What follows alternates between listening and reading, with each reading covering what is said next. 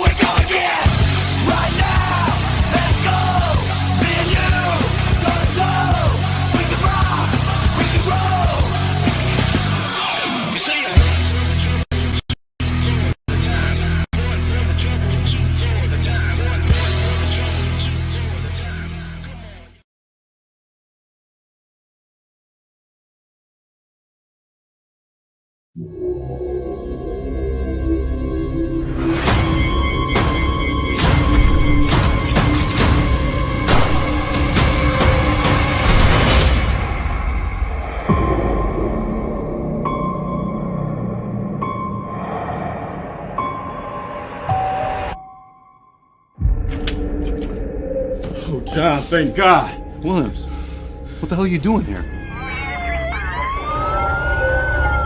Myers. Is he dead?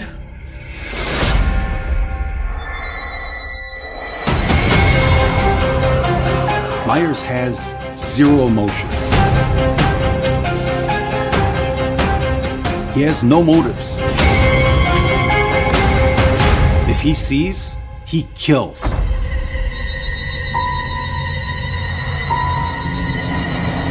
Tell the town to lock their doors. No one in, no one out.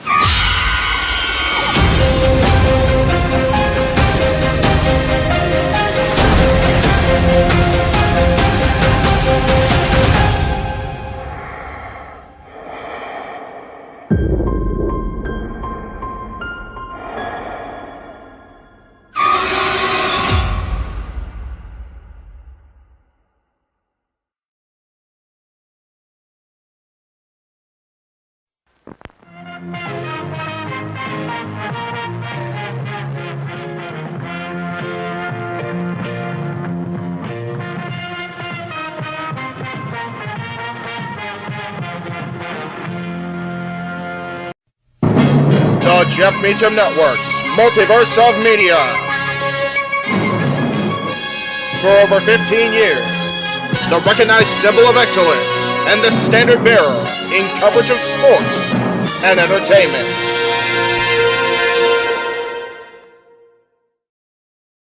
And never has that statement been more true, because we've got not only this watch along for you guys today, but also UFC coming up in a couple hours. And then, of course, open mic night, because it is Saturday. And that's what we do on a Saturday. Welcome, everyone, to our coverage of not only AEW Collision, but Battle of the Belts 11, where there will actually be a title awarded. Holy bananas. Can't believe it. Jeff Meacham here, the founder of the network, along with the simple man Noah Foster on commentary for AEW tonight. Of course, we'll be joined on another stream later by our buddies Walter and James to provide coverage for UFC, and then open mic night will begin at 11 p.m. Eastern with the Renegade at the helm and whoever the hell wants to join him, because I'm taking the night off. I don't know about the rest of you. But anyway, Noah, how are we doing on a Saturday, brother? Hey, Saturday. I'm doing well. Good to see you, Jeff. Good to see everybody here on Multiverse Media once again as this madness continues through the entire week. Since Tuesday, we've been nonstop here with these watch-along streams. But it's nice to know that tomorrow I literally get to breathe and sleep. But I'm doing well. I mean, finally gave some family for the first time in person. We went to a steakhouse. It was a great presentation throughout the day. Took a couple hours to rest, watched some G1 Climax, watched Royal Rampage. Now I'm ready to cover Collision and Battle of the Belts 11 to our phenomenal preview last night from Ring of Honor. This has been a great day overall, and I hope the same is happening for you and everybody here as well. It is a Saturday that is it's been short. I'm not gonna lie. I woke up late on purpose. I decided, you know what, we had a night ahead of us, and I wanted to make sure I got some legitimate rest and sleep. You know, protect that mentality, as you always encourage all of us to do here throughout the multiverse. And that's exactly what I'm doing, trying to trying to get everything back coordinated and under some semblance of control, even on a Saturday, which is always chaotic for us here in the Multiverse media. That it is chaotic, but as the chaos unfolds on TNT, as we're waiting for Collision to start with Infinity War, because that was a batshit crazy movie. We are looking forward to 3 solid hours of AEW. Again, championships to be decided, feuds to be furthered, and then over in UFC, of course, they are across the pond in the United Kingdom, and they're going to be doing their thing. The Olympics are in Paris; they're doing their thing. It is a truly a day of a variety of sports and entertainment, and that's what we are all about here in the Multiverse of Media. I did want to start here at the top. I mentioned it to everybody in the group chat. We had been advertising that we were going to be covering certain aspects of the Olympics. There was a little bit of miscommunication on the part of management. I'll own part of that, 100%. We will not be doing that. And it's one of those, I would love to be able to cover the Olympics in all forms, because I think they are the best athletes truly in the world compete in the Olympics, and they compete for national pride and the bringing together of nations. I think it's a beautiful thing every 4 years, both in summer and winter. But the reality of it is there's not enough of us on the commentary side versed in the terminology or the aspects of the competition. So I felt it would be unfair to the athletes involved, as well as my own team, to kind of throw everybody to the wolves and see what lays out. So we're not going to be doing that, but we know wrestling. We know wrestling around here for sure. And we do know a lot of things about certain sports, but not every sport. Therefore, you and I are going to do our thing on commentary tonight here for Collision, at least till JJ is ready to appear for Battle of the Belts, because that is what I've been told is the thing. And then he'll go live open mic night, and we'll have Walter and James providing their expertise on the MMA side of things, because that is their wheelhouse, not mine. I may know a little bit, but that is definitely Walter Cruz and James Hebert's wheelhouse. Hope they have fun with UFC tonight and Bloodsport tomorrow, folks. Please come back tomorrow, because Sunday there is content, but my voice finally rests. You have Walter and James once again calling Bloodsport, and of course, me and Jeff might be watching in the green room once again. Very likely. Activities, because damn good show, and I think they have great chemistry, because that is literally their wheelhouse. There is, and we'll also be I will definitely be watching from the sidelines during Bloodsport. I know we had a lot of fun providing that presentation back in WrestleMania season, so that was cool. And we're definitely looking forward to bringing it back here with you guys now. Also, it's so crazy to me that we are 1 week away from SummerSlam, which means we're less than a week away from August, which leads into the end of August, and that redonkulous week of commentary. We've got coverage. We've got All In. We've got New Japan with Capital Collision. We've got TNA with Emergence, Battle in Berlin, which, by the way, Big G will be part of that coverage on commentary, as well as tomorrow. He'll be part of Bloodsport during Shayna Baszler's bout. So keep that in mind also. As it should be. That's right. That's his girl. So, and then we go into No Mercy the following night after the Battle of Berlin and open mic night. So we are truly the Rob Zombie theme for Edge in 2002. Never going to stop. And I love it. I absolutely love it. I love it too. Again, there's never been more exciting time to be a professional wrestling fan with all the wrestling and so much to cover, much more collaboration. I mean, Anna Jay just got announced today that she will be part of Stardom's Career Tournament, the 5-star Grand Prix. So good luck to the star of the show amongst Stardom. You are going to need it. But also Stardom, of course, changing gears. Congratulations to spoiler alert, folks. Boy, not surprised. She won the Wanderer Stardom Championship, the white belt from her friend. We also have a new faction now, I think led by Asume and Starlight Kid in what is called, I believe, Neo Cosmos. I got to double check the name on that. So again, constant changes, constant evolution, constant unique circumstances sprung about here in the wrestling business, in and out of Joshi Pro, which of course is my wheelhouse, and Japanese professional wrestlers. I just still have to catch up on G1 Climax session today. I'll probably do that tomorrow. So I was trying to say, brother, get your rest and enjoy G1 tomorrow before Bloodsport.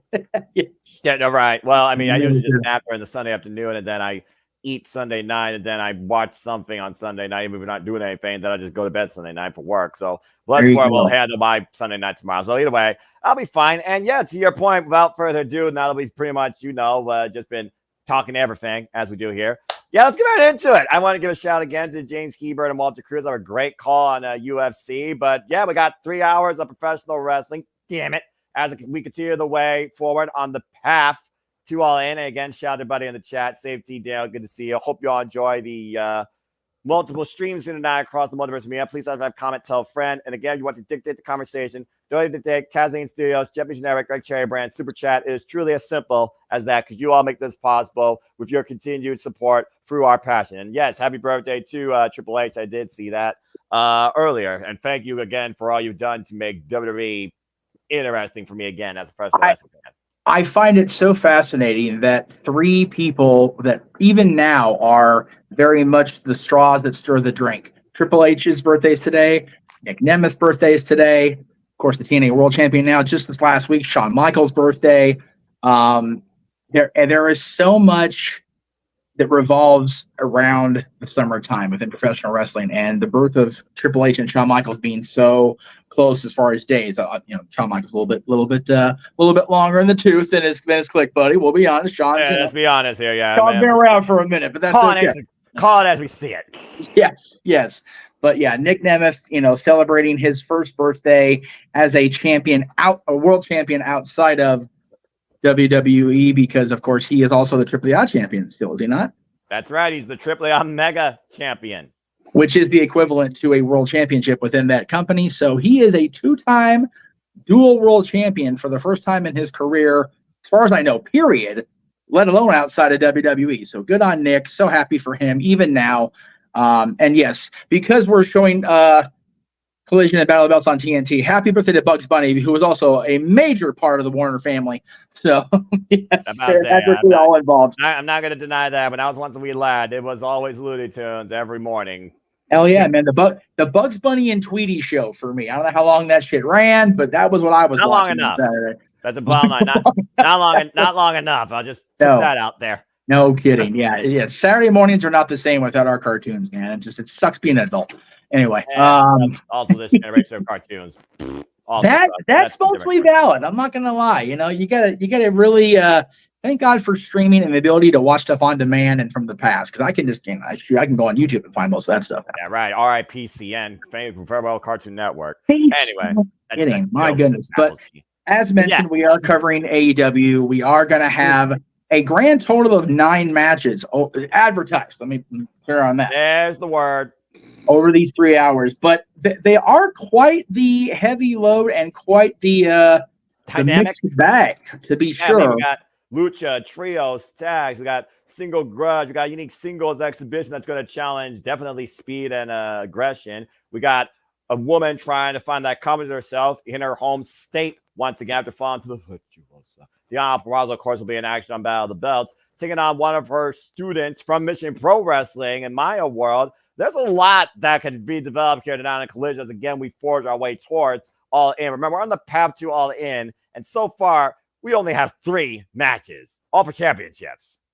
Yeah, and again, that far out, knowing the typical Tony Khan approach, I'm not surprised by that. I'm really just not even remotely tripping about it yet. But on Collision, as I mentioned, we've got just a smorgasbord of content, matches wise, just to go through it here really quick. We've got Leo Rush taking on Pac. Did they say it Pac or Pac? I can never remember how they phrase it. It's the bastard Pac, I believe. Pac. Okay, very good. Because we always called him Pac in PWG, and we were never corrected. So that's how I do it. I still call him that. I call him either way. So either way, you're not going to find an issue out of me. As you mentioned, Thunder Rosa taking on a student in Maya World. I felt so bad when JJ mentioned it was going to be Maya World. I'm like, is it like a female Jeff Jarrett Thunder Rosa? Like, what's happening? Maya World. We're like, no, it's a Mission Pro, a former Mission Pro tag team champion who betrayed her partner and believes to want to stand on her own, saying that she was the one that carried the load. Etc. So we'll see if she actually can back that up. And in her exhibition on our inaugural Mission Pro watch along, she did get the win. So there you go. We've got Orange Cassidy against Johnny TV. Johnny TV, not exactly a happy camper after last night's falling short in Ring of Honor. So we'll see how he reacts to Orange Cassidy tonight here on Collision. Also got a tag team match that came out of last night's presentation as the debuting MXM collection, debuted in the Tony Khanverse. Will now take on FTR. Lay down the challenge. FTR wasted no time in accepting that challenge from the newly minted team in the Tony Khan Productions, I guess, side of things. We've also got the Beast Mortos, who appeared last night and was fit to be tied post-show. If you saw the reaction on social media that was attempted to be gauged, not so much happening. He'll be taking on... You're not getting words from that.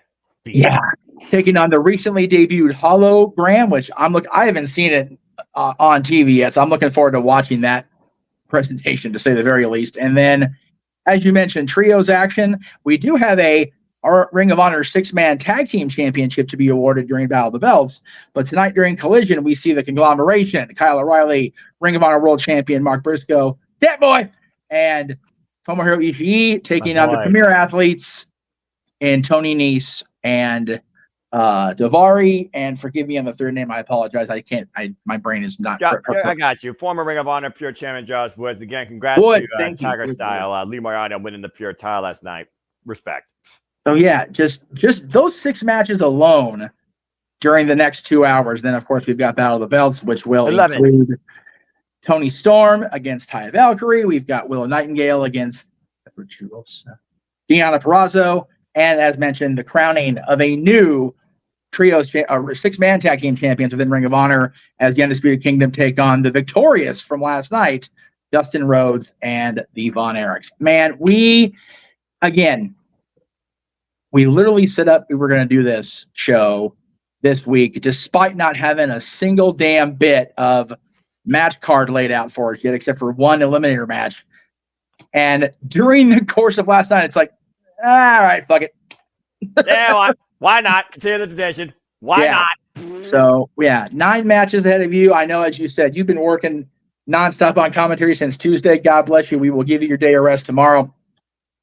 And actually, Monday, you're off Monday too, as far as we're concerned. So we'll be back here with you Tuesday. We don't cover Monday Night Raw because, again, too long and not enough substance. So I will disagree on the substance part, but as far as 3 hours and that late, even for us here on the West Coast, I'm good on doing musings and then sending it right into WWE handling their own shit. Well, let's see what the Netflix era brings, and maybe we'll give that a chance. If nothing else, maybe the inaugural episode of Netflix Raw, if it's not coinciding with the Japanese Week of Pro Wrestling July at the beginning of 2025. And Matt, good to see you in the chat room. Good to see everybody in the chat room coming along here. I know we're still early in our Saturday afternoon or evening, but got a lot of people already watching. And again, we'll be live in a couple hours, less than a couple hours now, with our UFC coverage. I will be momentarily jumping at it here. I think by then JJ will be here to provide commentary for Battle of the Belts. So I will be out of this screen and introducing them at 9:30 Eastern, 6:30 Pacific. As of course, UFC goes live at 7 p.m. Here on the West Coast, and it's late as hell back in the UK. So take that for what it's worth. Well, and again, when you're over the Prime Meridian, I mean, you got to think about the British Standard Time. That's always a friggin' caveat. I mean, just look at New Japan Pro Wrestling with what they do. Oh, I know. Trust me. We all know, and we all know that you love that, and that's okay. But I mean, hell, we're going to start our year with that. We're going January 1st and then right into everything. So, but literally, we'll talk more about that towards the end of the year. Yes. But again, Noah, how are you feeling? I mean, we came off a big Ring of Honor show last night. For Dishonor tends to be one of the biggest shows of their year, and it has proven to be that in the Tony Khan era. And last night's show completely shaped tonight's show, without a doubt, and told us what our path was for the future as far as Ring of Honor, AEW, and wrestling in general. Again, it's one of those things where, again, people sleep on Ring of Honor because it's such a small promotion. But when you think about the legacy of what that company represents, true professional wrestling shown at its highest peak in all forms, you can't argue what you got last night. I mean, that Lucha Libre opener blew us beyond all expectations. Diamante and Hirsch legit tried to kill each other. It was bloody, it was barbaric, it was physical, it was violent. They both went for broke, and legit Hirsch may have broken herself in victory, but I think her and Diamante's respect, you had to at that point. With the fact that Red Velvet finally wanted her first championship, congratulations to her, by the way, outsmarting Billy Starks. You know Billy's going to come back for that title. And shout out to Kylan King, by the way, who's getting well soon. She's going to be back on the Teen Nagas division. course, congratulating her longtime friend. Y'all remember Kylan King Rebel used to be a tag team in AEW. We also, of course, had the Undisputed Kingdom retain, fixing that parasite Don Callis, and the continuing battle against Orange Cassidy and his new crop of friends. And something tells me Orange Cassidy is going to be in a mood tonight and probably looking for Don Callis and Kyle Fletcher. I don't think they'll be too far away. We also, of course, saw Atlantis Jr. He survived the field, survival of the fittest. That man was able to outlast that field of other 5. And I got I was surprised by that. I was also surprised with the fact that Shane Taylor was eliminated so soon. I was expecting him to be in the final 2. But I enjoyed that 6-way full worth. And it was the second time in our history that a title was determined in survival of the fittest. And what can you say about pure wrestling when, again, I talk about that's such not a respected art or showcase in this day and age in this business. We talked about how we covered Ricky the Dragon Steamboat and Ric Flair, 2 of the most pure foundations of pure wrestling you ever see, back when wrestling was nothing but pure in the mid-'80s. And then you saw Wheeler Yuta and Tiger Style literally come down, tip for tap, move for move, tactic for tactic. Each man exhausted all the rope breaks. Each man exhausted the closed fist warning. Each man literally tried to trap each other, pin each other, submit each other. And it was just literally that minute moment that Tiger Style found a way to survive that submission by Yuta and trap Yuta in the pin to seize the title. I still can't believe that he did that. I was really shocked. At the end of the day, Ring of Honor is the show led by MIT and our fallen goddess Athena. There is no one better right now than her in this business when it comes to holding a championship for women. If you're not in Stardom or Joshi Pro, she's unstoppable. But Queen Aminata, damn, she gave her a hard night's work, including using a Tiger Driver 91, now known as the Queen Driver, when you literally ask her. And again, you know how I feel when it comes to Game Boy, Bob Briscoe. He and Roderick Strong had a hell of a fight once again. They're going to fight. They can't fight no more. And they didn't. Even Undisputed Kingdom and Collaboration got involved. But Mark Briscoe is still the face of ROH and still a Ring of Honor World Champion. Couldn't be happy for him. And if you did not see the post-exclusive with not only him holding the title, give Roderick Strong respect, talk about what this means, talk about this is what I do. He was holding his newborn named after his fallen brother. Reach for the sky, boy. Young Dave Briscoe. Briscoe's forever. Just so there's so much emotion now. I mean, emotion's always a factor in professional wrestling. I'm not even going to try to, deny that or downplay that, but there is so much more driving Mark Briscoe now than there ever was, even when they first returned to national prominence. With Jay's passing, Mark Briscoe has a new. It's almost odd to say it out loud like this, but Mark Briscoe almost has a new lease on life now and a renewed vision of what his future is. And his future is he wants to be that guy. He wants to be representative of not only his family, but his company, the company that he and Jay literally strapped on their backs in 2002 and beyond. Yes, they weren't the featured main event players, but they are forever the most prominent tag team in the history of Ring of Honor. And now with Jay gone, Mark Briscoe is forging ahead, and he is deservingly the Ring of Honor World Champion. I had my doubts. I'm not going to lie. I definitely doubted the booking. I questioned the determination to do that, but I am glad to say I was wrong on that. There was no better way than to have Mark Briscoe to lead this new Ring of Honor under Tony Khan's vision. I dare say, if enough people stop freaking sleeping on Ring of Honor, they would see that for every nonsensical criticism we give to Tony Khan, a lot of it he brings on himself. The way Ring of Honor's been booked has been far better than I envisioned it would be. Mm-hmm. Yeah, and it's one of those things where, again, you look at the Ring of Honor weekly, streams on Honor Club, and then you see these pay-per-views and what they culminate into, even out of the blue, maybe made during the go home, if not the day when it came to 0 Hour, Outrunners and Erica Lee, by the way. Just a moment. I loved that. That was crazy. So much freaking fun. Crazy. I love it. I love it. They're forever young. I love it. It's just one of those things that, again, I think people really don't look enough towards the little players of the business. Ring of Honor has always been that little player of the business that truly honor was real, and so was professional wrestling, demonstrated to the highest degree what this sport, what this business was founded upon. And last night was a demonstration of that. I couldn't be happier for what I got to engage in last night. That's why I love this business so much, why I love professional wrestling. Again, I love storytelling, but if it's more story than wrestling, you lose me. With all due respect, I think there has to be a happy balance. Ring of Honor, though, has always been one of my go-to companies because it truly prides itself on professional wrestling. And that's the legacy of Ring of Honor, then, now, and forever. I sincerely believe that's the case and hope it will be the case because, there's admittedly been a lot more of the quote-unquote sports entertainment influence within Ring of Honor in the last, whatever it's been, 2 years now, 3 years that Tony Khan has had that promotionally back active. However, it's still fun to watch. I still enjoy it. They have had that balance. I feel that Ring of Honor hasn't really had to necessarily rely on heavy story gimmickry created. And I think that's still the case even now. Yes, there were a lot of great stories told last night and will continue to be told as we move into the end of summer and beyond. But that, for me, last night was one of those shows that, you know what? We get a show like that once a week or even once a month from one of the major companies. I'm here for it, man. Damn right. Not to overthink shit, overanalyze shit. It just was what it was. It was a great 3-4 hours, if you count the 0 hour, of professional wrestling, and we got to enjoy it.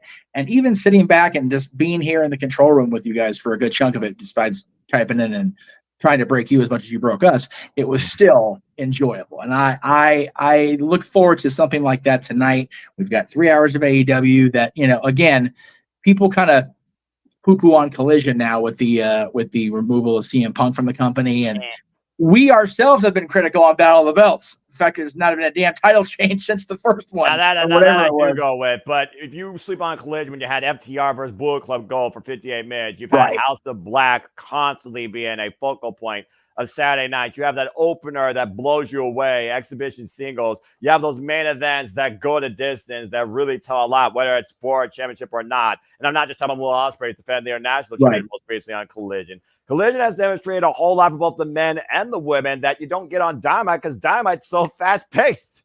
No, exactly. And again, admittingly, we are all very critical and to a certain extent kind of, brought on themselves AEW's decision making, but I'm trying very hard to take a easier line on them because everybody has their reasons for the way things are done, and I'm hoping tonight, as I said, we got a great card lined up between the two different shows. So I'm looking forward to just some great, entertaining content from AEW on both shows, and the credits are rolling on TNT over for Infinity War, Avengers Infinity War, which again, I'm not a company anymore, but man, the Avengers series has really turned my eyes away from simply DC. Marvel has been a joy to watch. So if you've not seen those movies yet, allocate some time. Let's be clear, but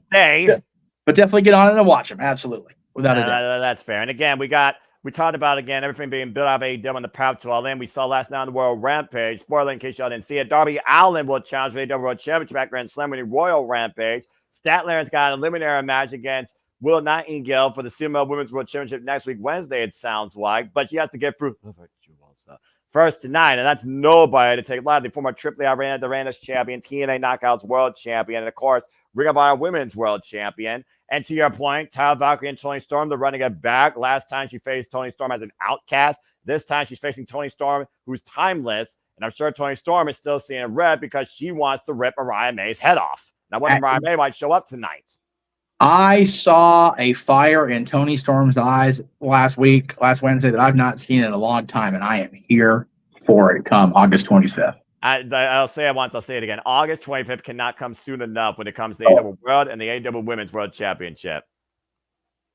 That being said, we got our intro playing here, Mikey Ruckus original, because Elton John's super expensive. Go figure. Duh. Which is bummer, man, because I love them playing the Elton John song, man. I love me some Elton John. But again, I know, I was literally like Saturday. I still use it when I'm promoting the show. So there you go. Well, that being said, Jeff, let's go ahead and get right into it. It's Saturday, and you know what that means. It's all right for fans. We're from the Esports Stadium in Arlington, Texas, and the Pap Rally continues, and we bring you more continued coverage of professional wrestling tonight. Here's Jimmy Multiverse Media. Welcome, everybody, to AEW Collision and Battle of the Belts 11. Welcome to this 3-hour show. Welcome, everybody, once again. I'm Seminole Foster with me on the call for Collision, it seems, right now. It's the founder himself, Jeff motherfucking Meacham. And we're starting things off with singles action here. We'll see if Orange Cassidy is TV ready. Jeff, you ready to go on and enjoy Saturday Night Pro Wrestling? He better be TV ready. Between the onslaught of the Don Callis family ever looming over his head and Johnny TV coming in fresh off a loss last night, Orange Cassidy's got a big night ahead of him here. And Orange Cassidy, by the way, coming in on a Collision singles record of 6-0. He has not lost in singles action yet. And of course, since the fight with the Best Friends, he's gotten by with the help of some new friends and took out one of his old friends. And Don Callis has not forgotten. Also, last Thursday, as partners, of course, AEW had their own little show. Arcady was there as the ring announcer. As you see in the bottom right-hand corner in San Diego, California. Oh, my God. Yeah, about to say, remember, folks, in San Diego, it was Comic-Con week as well. Oh, that's so, of course, AEW took part in the festivities. Jesus. And meanwhile, we saw Tyler Valkyrie and Willow Nightingale. They were duking it all over the place against Orange Cassidy. It was intergender warfare, which brought us to this match tonight between Giant TV and Orange Cassidy. Oh my goodness, you love to see it. I again, it's funny. I'm not going to Jericho Cruise next year, obviously, a little bit out of the budget. But man, they are loading that cruise up again. And the first time I really got the Orange Cassidy gimmick was on that Jericho Cruise, and just not only seeing him in the ring and teaming with Chris Jericho on the last night of the shift, but interacting with the man off, away from the ring. He is just another level of a talent. And this man, I've always had a huge love of John Hennigan and his various incarnations. His wife, Taya, of course, an awesome talent in her own right. So I am glad that in 2024, both of these folks still have viable TV time. You may not like the character, but that's the point. They're heels, folks. Just great to see all three of these talent getting showcased here at Silent Collision. Again, I also love the fact this should be definitely a stable going forward. I feel like for Collision and Ring of Honor, I love the setup here in the Esports Stadium. Booking venues like this and a stage like this, it really does make it feel like the old days of NXT. Capacity, crowd on hand, and a room only. Yeah, people will often criticize studio wrestling and its lack of a feel, but when you get passionate fans that are going to come out to places like Arlington, Texas, and see live wrestling, hard to argue with the atmosphere as the bell rings. We are underway. Hey, I always take studio wrestling over the giant arenas because that's really where the heart of professional wrestling is, in my opinion. See, I agree. We'll see Orange Cassidy here tonight going one-on-one with Giant TV for the first time ever, I believe. That sounds right. Again, Orange Cassidy coming in here on a streak, but also Orange Cassidy. I do wonder if he's considering maybe, again, pursuing trios titles or tag team titles after the conglomeration, easy for me to say, Carnival tie-up. Of course, lost last night out in the Ring of Honor World Tag Team Championships. That very well could be, but again, we got a conglomeration here tonight on Collision later in action against Tony Nese, Josh Woods, and I already forgot who the third partner is. Damari. Thank you. Damari. I had to see the graphic. Had to get a visual. Premier athletes, of course. And they are. They are premier athletes. But again, you question Orange Cassidy and hit whether he's going to be team of the conglomeration going forward or whether he'll pursue other opportunities. Right now, like I said, he's got a lot on his plate dealing with the Don Callis family, and they prove that they will go out of their way, even out of the AEW bubble, to inflict pain on Orange Cassidy and his comrades. Giant TV, great escape there. Of course, the king of parkour, the mayor of Slamtown. Yes. Just go. Well, that's a stance. You can't argue with the guy and his ability to be. Well, Orange Cassidy's reaction is pretty much my reaction at this point. Just what the fuck? Yeah, that's pretty valid. And he's sunglasses on. Here we go. This should be about to say. I think Orange Cassidy took the. Wait. Hold on. See, that's how you wear sunglasses, Johnny TV. And he's wearing them at night, as he do. Oh, hey, Ray-Bans. How about the Ray-Bans? Whoop. Escape. Really move. Okay. Wait. Hands in the pockets. Orange Cassidy engaged. Here we go. The King of Sloth style versus the Mayor of Slamtown. Did you just want to sing a sloth style? Yeah. That's great.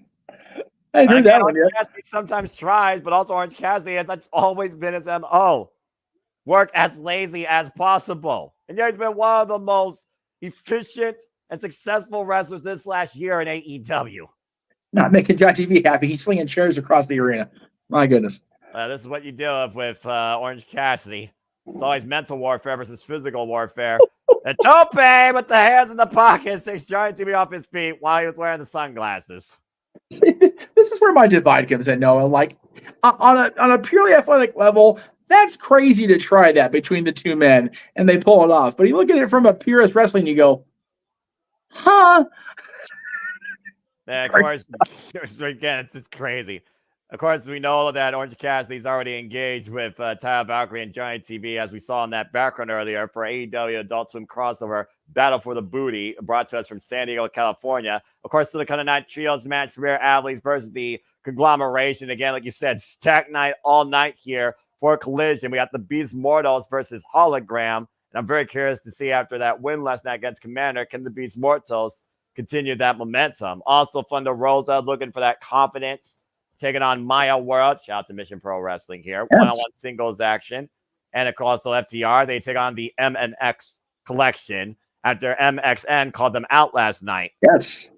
Oh, jeez. They did. You know what? We talked about it. Mace and Mansoor have just been on another plane since leaving WWE. And Leo Rush goes one-on-one with the bastard. Yes. In singles action for the first time ever. Giant TV right now, bringing Orange Cassidy towards center. Last time these two faced her actually was when Orange Cassidy was AEW International Champion in August 2023. And of course, that championship now, the America's Championship, held by our scumbag, Maxwell Jacob Friedman. And Orange Cassidy rolls away as Giant TV missed the moonsault. And Taya, Orange Cassidy smiling at Taya. Taya rolling Orange Cassidy back towards the center. Right, and shooting star, stand shooting star, excuse me. Hook up both legs, gets a 2 count. I am 99% sure Taya got her outfit from the actual combined logos test pattern, like I got going back here behind me. Still not up. Convinced of it. And look at Taya taking a cheap shot on the outside. Again, referee's not seeing it though, so Taya. Well, you always know when you face Giant TV, you got to deal with Mrs. TV. Absolutely, and that goes both ways. If you're in the ring with Taya Valkyrie, you don't want to get out there because Giant TV will stir it up. Next, being to stir it up again. Congrats to Red Velvet, who became the new Ring of Honor Women's World Television Champion, building and outsmarting Billy Starks last night. Giant TV exposing the barricade here at ringside. The dreaded metal barricades, Noah. And the siding now completely exposed. Orange Cassidy laid up against it. Giant TV right now using the safety rails to his advantage, trapping the right arm. Jeez. That's just vicious. Obviously trying to neutralize the forward force that Orange Cassidy can get with that orange punch. You know, they have high thing on for a high five with Giant TV. It's like, he's the better guy, can't do that. Blur the lines between good and bad. Only here in AEW. Orange Cassidy right now just trying to get feeling back in his right arm. They're going on a freaking like prom walk around the ring. Get a room. This is not TV quality. And of course, Taya Valkyrie, though, this won't be the only time we see her. She'll actually be inside the ring, taking on King's not here. Timeless Tony Storm in an AEW Women's World Championship eliminator match. And for those that don't know, you win an eliminator match, you're guaranteed a future shot at that championship. Exactly right. And again, you know, we criticized the eliminator contest, but even now, does anybody really think Tony's going to lose a marquee match this close to All In? I mean, weirder things have happened though here in the business. If we've seen anything, also we got a 3-way tag team match made, triple threat action. We got Lee Moriarty and Brian Cage taking on Blackpool Comic Club William and Claude Castagnoli, and Top Flight triple threat tag team action. Just announced by Tony Khan. Up and over, as he do. Orange Cassidy up on the apron. Ducks are underneath the clothesline. Says Giant to be face first in the top turnbuckle. There's a lot to unpack here, and this is just our opening contest on this 3-hour showcase.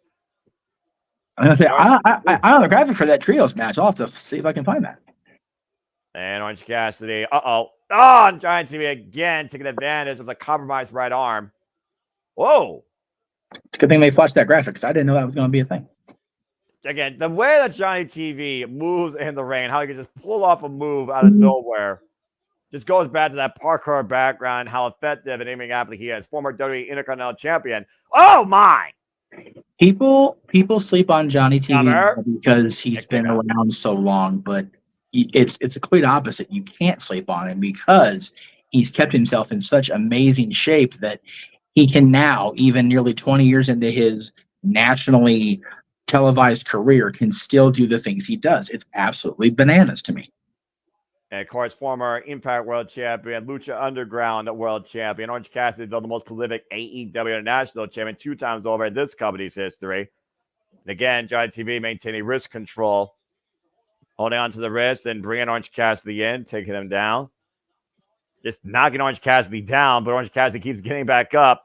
And this is when Orange Cassidy is the most dangerous. The rope through, trap of legs, only able to hook them with one arm, and Johnny TV escapes.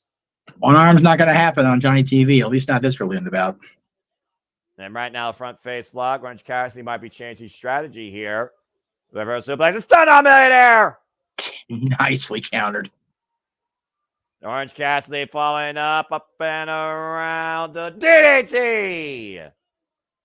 That time it actually worked. Hook of the near leg, kick out. Woof. Again, no pressure on the left shoulder, and it goes back to the fact that he only right now is using one arm in those covers as he's trying to pull that protective padding off his elbow. Might be looking to knock Johnny TV's lights out. Going for the orange plunge. Johnny TV catches the fist. Armringer gets the midsection. Hands him around. Ooh. Swinging net breaker. Man. Orange Cassidy in trouble. Johnny TV, second rope. Too much motion. Oh! Starship pain, but only for Johnny TV as Orange Cassidy gets out of the way. Not what you want to do against Orange Cassidy is waste time. Again, that's what people do all the time. Underestimate Orange Cassidy. Looking for that implant DDT. Johnny TV, though, able to scout it, counter it. But he was caught. Taking him around again. And another net breaker. Oh, man. Drilled him with force on that one, Noah. He's going for it one more time. Can he get it? Orange Cassidy very close on the inside. And they got the Starship pain, but did he get enough of it? Hook above legs. Kick out at 2.5. That was so in there tight to the ropes. You almost had to think there was going to be a chance to kick out because Johnny didn't set it up or execute it the way he wanted to. That was his big shot, though. Nearest fall so far in this match, an opening contest. It wasn't nearest fall. Even Taya was surprised it wasn't over. And again, the face of Taya Valkyrie tells the story. Orange Cassidy, big break! Man, almost out of nowhere. My goodness. Again, we talk about the resilience of Orange Cassidy. There's a reason why he was Orange Punch, connect! Jesus. Into the cover, hook of the front leg. Orange Cassidy wins. There's a reason why Orange Cassidy is the most prolific AEW national champion in this company's history. Never count him out. And it looks like Ty will be spending more time training for Tony Storm and less time making out with her husband until the end of the night now, with his jaw in the third row. And again, Orange Cassidy, though. Great win here in opening contest here at AEW Collision. You still see him grabbing that right arm and that right wrist. Oh! Oh, man. That was a chop block. That was sinister. My goodness. And of course, Johnny TV can't accept the fact that he lost respectfully to a greater ring competitor. Nah, he took the leg right out of Orange on that one. Wait a minute! What? Uh-oh. Well, here comes a friend. Willow Nightingale. Not your place, Willow. Might get in trouble. We see Willow come to the end of Orange Cassidy, though. She can't stand a bully. Definitely not. But we'll see her in action and Taya later on tonight as well during Battle of the Belts. And Willow Nightingale coming to the aid of Orange Cassidy. And to your point, Willow Nightingale will be in a limited match of her own for the CML Women's World Championship against the Virtuosa, Diana Purrazzo. Well, clearly Giant TV was not ready for Orange Cassidy. Still the kind of night trios match in Pure athletes versus the conglomeration. Got a good See, one by Willow lifting the left arm. the match with Willow and Deanna's one where I'm willing to entertain that Deanna might actually win and get a shot at the CML championship down the line. That one I'm And willing to hands believe in may the happen. pockets by Willow.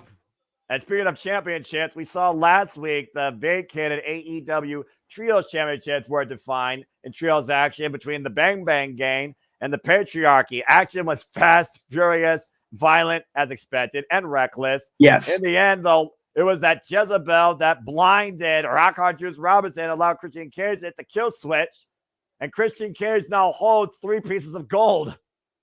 You just got to know that you have to out-heal the Bang Bang Gang, and Patriarchy did it, man.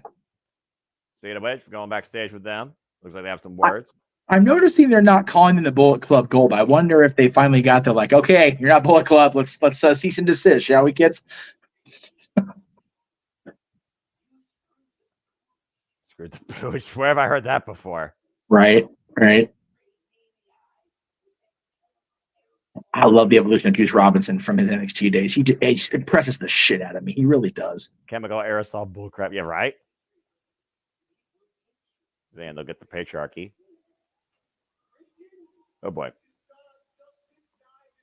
Nice dodgeball reference.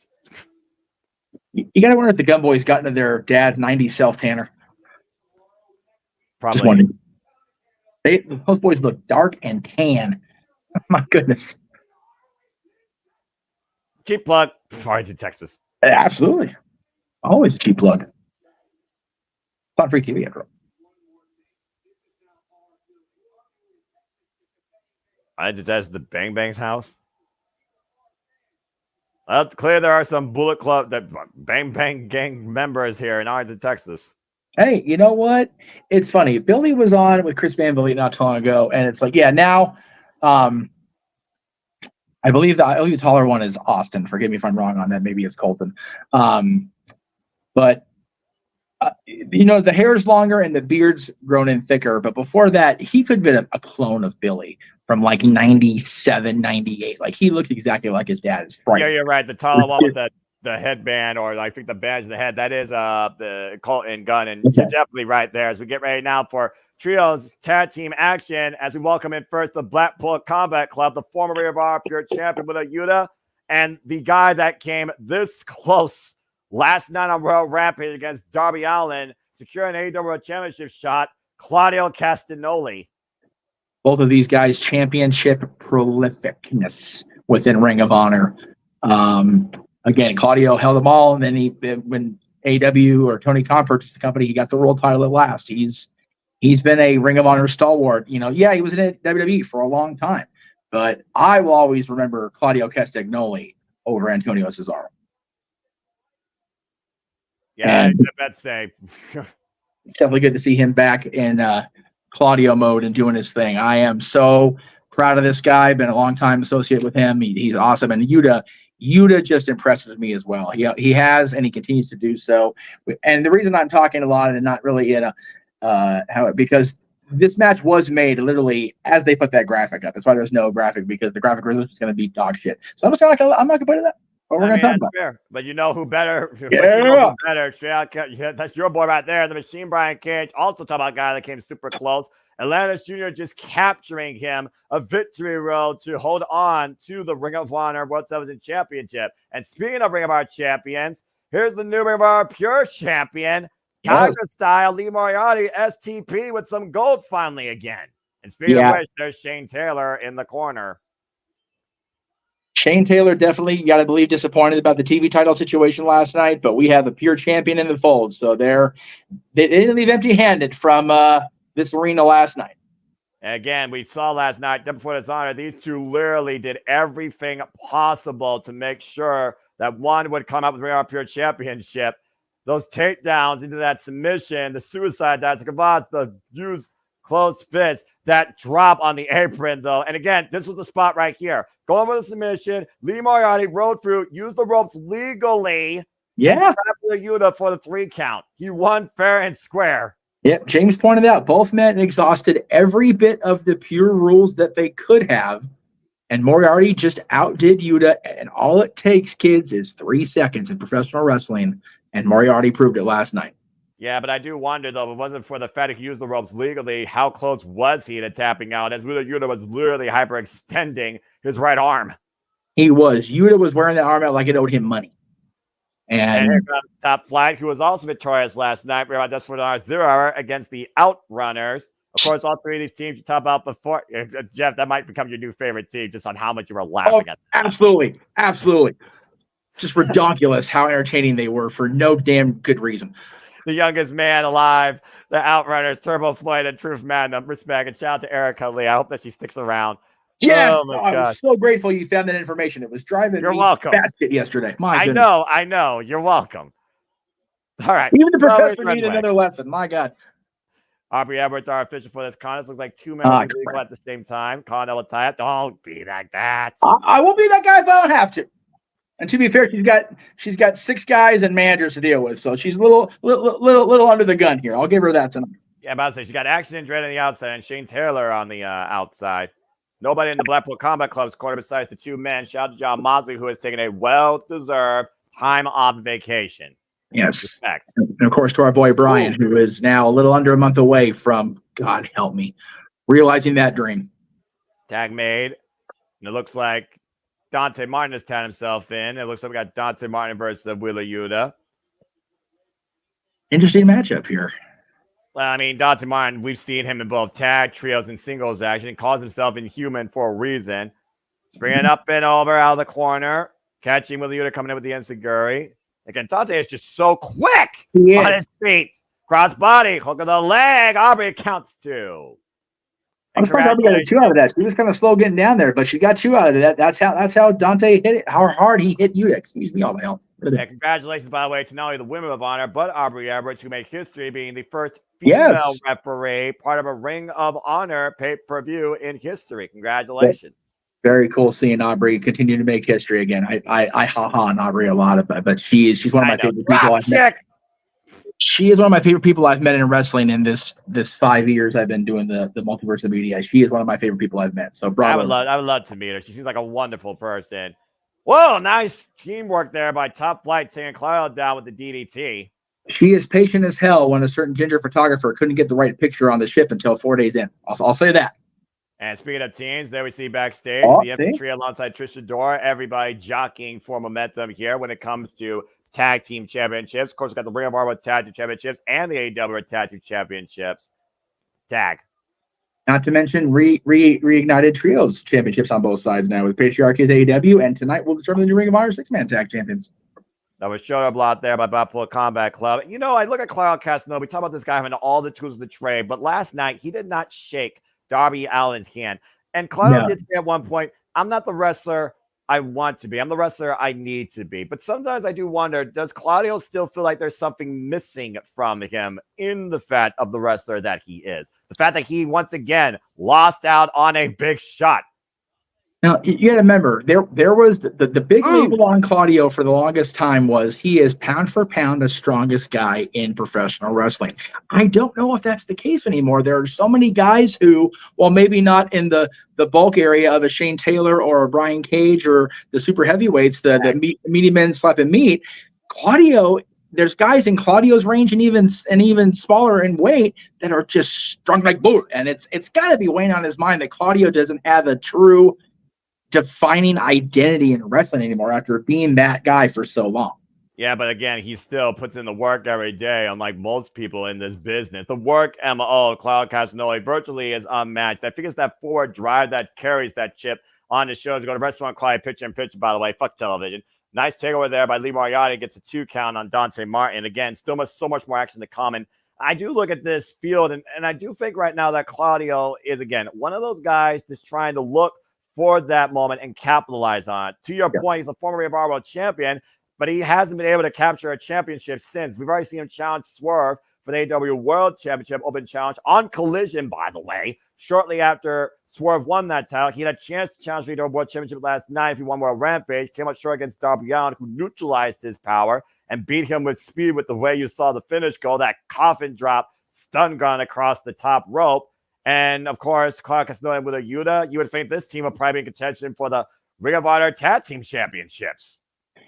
Yeah, it's got to be it's got to be frustrating to Claudio to have not held an AEW championship since crossing over into the TK production side of things in wrestling after leaving WWE. It's got to be for a guy that was so prolific in championships. Even in WWE, he held championships along the way.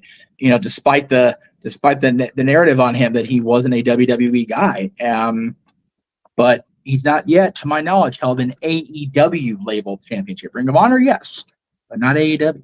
And he's previously challenged, of course, for the AEW International Championship against Orange Cassidy and lost there. Again, it goes back to what I was saying earlier. But again, speed of championships, we know we will crown brand new Ring of Honor World 6-man tag team championships. I imagine that's Battle Belts 11's main event, as the Undisputed Kingdom will take on, you heard me right, folks, the Von Erichs and Dustin Rhodes in Texas. Just putting that out there. Yeah, again, Claudio's been champion everywhere he's been. Shikara, Combat Zone Wrestling, PWG, of course, the world champion there, Ring of Honor, WWE, and others, but he's not been an AEW-centric champion. And that, as long as he's been there now, that's got to be weighing on the Swiss Superman. Brian Cage right now looking to plant Dante Martin into the earth. Possible drill clout. Dante escapes. Those were backers. Step into Segura. Once again, back here. AEW Collision. Noah Foster, Jeff Meacham bringing you in with our engagement, reactions, and overall analysis here. Where Saturday night is all right for a fight. Again, shout out to the other side. They'll be covering UFC here very soon. Of course, we're also going to be covering Battle of the Belts 11. Immediately following Collision, as we're a 3-hour block tonight on this Saturday night, too, before we head into open mic night, the weekly Saturday shenanigans hosted by the ranking wrestler J.J. Williams. Shining Wizard, but Lee Moriarty cover, hook the leg with a Yuta comes in for the save. It's one of those feelings that you have something like you can hear, like a phone or something like vibrating, but you know it doesn't exist because it's the only phone here and it's right here. Yeah, it's driving me nuts. Yeah. Anyway. I feel like there's a vibration that goes for a wrestler's head when they hear that hit on the mat. That's sometimes the only way that a wrestler's able to kick out. Dante makes the blind tag. Here comes Claudio. Oh, boy. Claudio makes Claudio things. Uppercut train to Brian Cage and Lee Moriarty. Shout out to the big baller, Big G. Good to see you, bruv. I hope that you're doing well. And again, folks, stay tuned to No DQ and JMN was me, bringing you coverage, predictions, analysis for the biggest event of the summer. Literally 1 week from today, SummerSlam. I will not be with you all, as I will be there live, but I'll see you all shortly afterwards. Again, Claudio, though, will just not stop. Takes Brian Cage up and over to the floor. Brian Cage had a great showing last night, also on Royal Rampage. Scoop slam by Claudio to the new Ring of Honor Pure Champion. Uh-oh. And the double stomp. Jesus Christ. Into the cover. Kick out at 2. He's just so agile and quick for a guy his size. It's absurd. He is a complete athlete. He is. Lee Moriarty might be going to swinging. He's just a swinging. And Lee right now needs to grab his head, asking for a timeout, nowhere to go, and that's Claudio says so. He might just leave in the cheap seats. Not a big arena. Might not be out of the realm of possibility. That's fair, actually. That's right. Uh-oh. Claudio right now might be looking to size up Lee for that. Blind tag made, though, by Darius. I just saved Lee Moriarty's life for that clothesline. The trouble is it pissed Claudio off in the process. Oh, man. Hey, it worked, though. Big flatliner face first goes Lee, and Willa Yuta saves the matchup. Darius nearly getting the win here like he got against the Outwarriors last night. Now capturing the leg. Ooh. Fisherman buster by Darius Martin. Lee Moriarty sliding in, though. Deep hook, legs. 2 count. Not enough pressure across both legs there. Lee figured that was it. Party can't believe it. Ooh. Man, what was flatliner? Cover by Darius. Brian Cage in now. Almost a modified flatliner of sorts there, Jeff. Oh, boy. That was an ugly flatliner. Oh, my God. That was ugly, but nothing. Powerbomb. Nothing unclear about what that was. That was ugly, but it was a powerbomb. I call it ugly. I call it effective. Everyone's just flying all over the place. Dante, this gets axe handle by Claudio to Dante. I told you they pissed him off. They blind tagged him. They made it. Yeah, who's more pissed off between these two men? Yes. The meat division. Yes. Oh, here we go. Royal Rampage. Picking up from last night. Claudio Castagnoli and the Machine Brian Cage. Claudio who eliminated Brian Cage last night. All Aubrey can do is just stand back and watch. My goodness. Oh, boy. I don't know if Aubrey actually is a vegetarian or a vegan. And I right think now, she Claudio is. and Brian Cage just clubbing each other. Ducks underneath. Massive uppercut by Claudio. Oh. Super kick by Brian Cage. God. Stereo super kicks by Top Flight, though, wipes out the meat division. Whatever it takes to get it stopped. And from meat to flight! Over the top goes Top Flight, soaring through Brian Cage and Claudio Castagnoli on the outside. With the Moriarty, whoa! God, where did he come from? Shoot it like a missile. Oh, that was a botch and a misstep. We got enough of that, Pele. Oh, my goodness. That could have been disastrous. That could have been very disastrous, man. Hey, he better go get checked out when he gets to the back. If he can get to the back now, that is. My God. Discus lariat by the machine, Brian Cage. White stairs out. Running uppercut by Claudio. He landed on his head, but I don't think it matters because he just got sent to the 10th row. Now Moriarty, though, up, though, but there was a blind tap by Yuta. Lee unaware of it, though. Drops the knee across the back of the neck of Darius. Yuta legal missile drop kick. You said it. Moriarty wasn't aware of it, and he paid for it. And now it's Yuta and Darius. Olympic slam. Oh, And nice. Darius down. Done. Seatbelt pin in and Blackpool Combat Club with the win. That was a message from Yuta to Moriarty. No doubt about it. Yeah. With Yuta avenging that loss from last night, getting trapped in a pin, getting a pin win here tonight.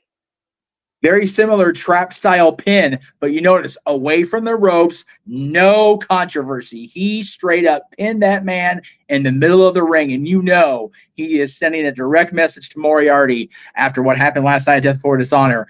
Real Yuta is not done with him or that Pure Championship by any means, Noah. And we're not nowhere near done tonight. Jeff, still to come tonight. Leo Rush for his pop, but coming up next, get ready for some Lucha Libre action. The Beast Mortals goes one-on-one with Hologram when we return to Collision. Fuck television. Yes. Well, hell, if we're gonna go on a full commercial, I'm not going to run my own full commercial again. Why don't we go ahead and show people again for those that tune in for the first time, folks? This is what we do here at Multiverse Media when it comes to watching on events. Check this out. It's everything, including tonight, coming up here in just about an hour. Stay tuned. We'll be right back after they're done with commercial. Maybe. Yeah, a real commercial. We should be done first, though. We'll see. Yeah. And now, preview time. So let's take a look at what's coming your way.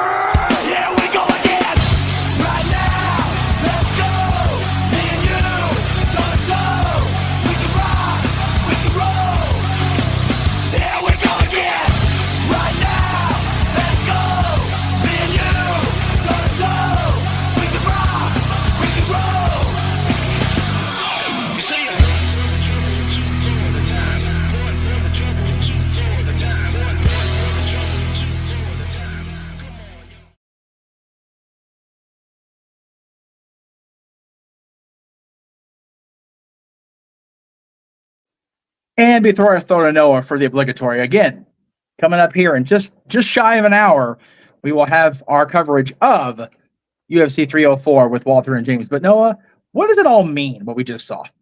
Again, I can't say it enough when it comes to what we truly encompass here at the Multiverse Media, whether it's WWE, NXT, Ring of Honor, NJPW, AEW, independent promotions. We truly encompass all the wrestling, all the wrestling, all the wrestling, all the wrestling, all the wrestling, all the wrestling, all the wrestling, all the wrestling, all the wrestling, all the wrestling, all the wrestling, all the wrestling, all the professional wrestling. Damn it! And combat sports and other form of sports too, including Japanese professional wrestling, where the first week I'm going to try and kill everybody on here. If ever we're going to die, it's going to be Noah inflicting the death on us all in that first week of January. It's going to be Noah, Stardom, Mary Code, Wrestle Kingdom, Wrestle Dynasty, and New Year's Dash. Let's fucking go. And Wrestle Dynasty is a multi-suspect thing because every company in the world except WWE is involved in that shit. It's TNA. Much. Yeah. It's like, that's a multi-suspect situation on that one, not just this guy. So, anyway. But yeah, it's going to be a cool night. Like I said, we've got our brief simulcast coming up here. Actually, not even brief. It's going to go for over an hour and a half because you've got our UFC coverage starting at 6:30 Pacific, and then we're going for that on this until 8. So there you go. About to say, there ain't nothing brief here when it comes to us here at the Multiverse meet, unless we choose to cut the feed. Let's go backstage, the conglomeration with Flexi Nair. Oh, Mark Briscoe looks like he's been through a war, which he has. Oh. And there's the rest of the conglomeration, Orange Cassidy along with Will Nightingale.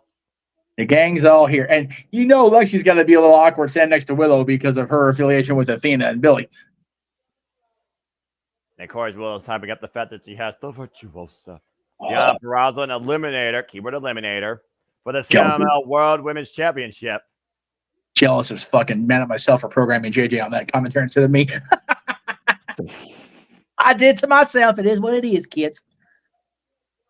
What was that? I saw something flash on my screen. What was that? Well, anyway, speaking of bloody, there's Mark Briscoe not bleeding. Let's hear what the man has to say. Yes.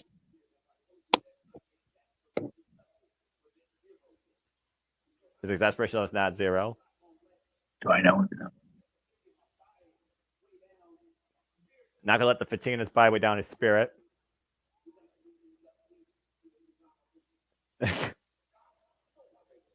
Kyle Hollis, baby. Kyle, you fucking idiot.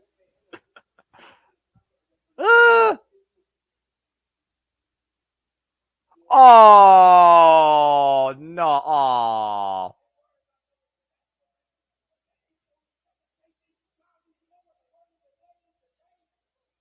Easy, Mark. Don't actually shake the baby on television. Jesus Christ. What about do her thing? About do our thing? I love Mark. Look at this. She's just like. She's sitting there like, there's a lot going on over here next to me. I'm just saying.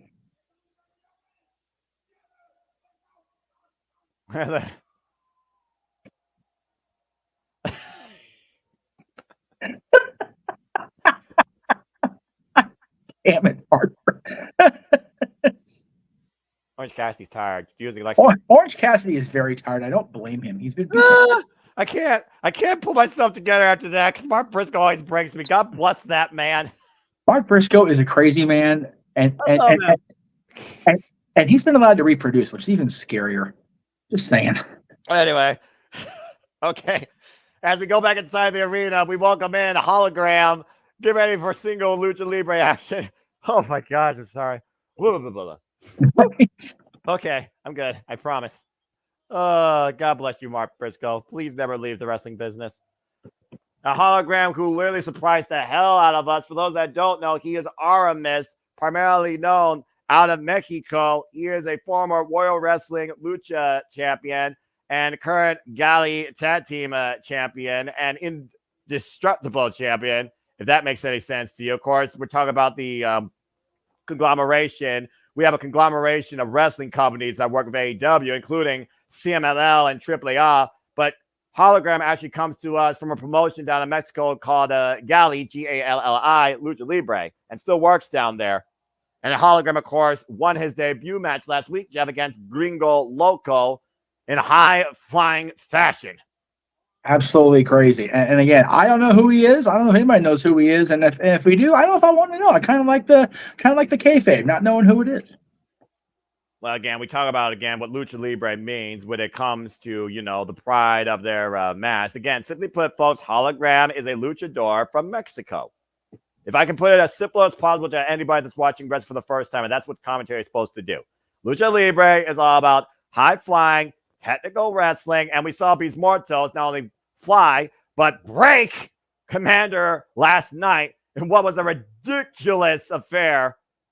And again, it was back and forth. It was destructive. It was reckless. That pop-up Samoan drop. And then finally, the Beast Mortos put him down with the Mortos driver. And now it looks to do the same thing to the newcomer Hologram. Beast Mortos was just in collision last week against Darby Allin. Nearly broke that man in half ahead of blood and guts. I mean, breaking Darby Allin in half is kind of a loose thing, isn't it? I mean, he's already broken as it is. Yeah, but somehow that man still walks. That man now is a guaranteed AEW World Championship shot at Grand Slam. Bell Reigns are underway. And now we have, it's just unfortunate it wasn't an America's Championship opportunity. Because I love to see Maxwell Jacob Friedman smack Darby Allin upside the head a couple times. and someone tells me that MJF and Darby Allin will meet again, but MJF right now has to be All Elite Bruv at All In. Yeah. I don't think for 1 minute they're done.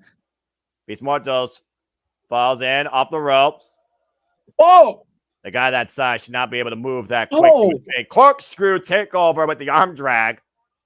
Now, in his previous name of Black Taurus, he's another one of those guys. Who should not be. Wow. All right.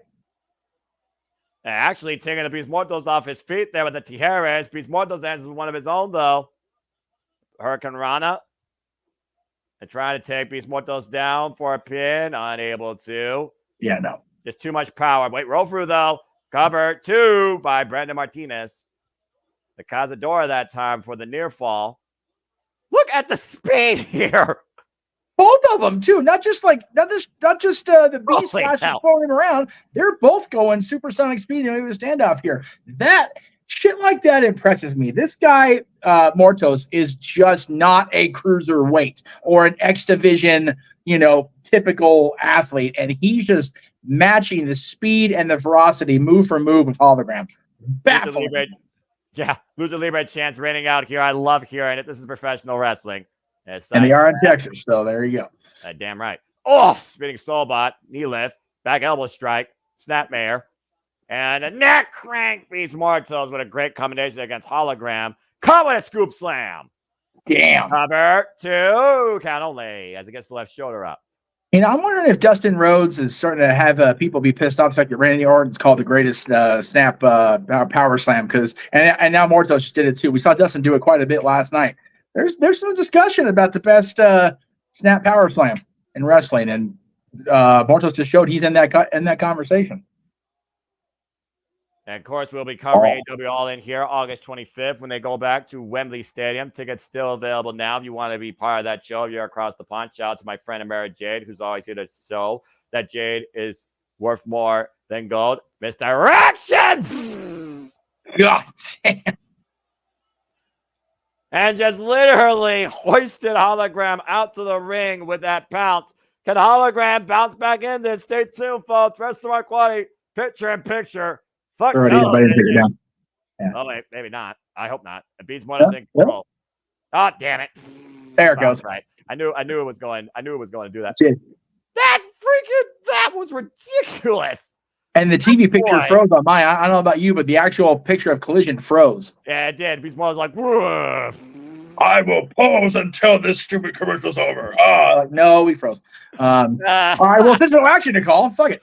All right, why not? Yes, I absolutely do, Big G's.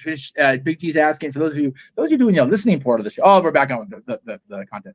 But he said, do you think AEW should stick to smaller venues like this? Yes, I do.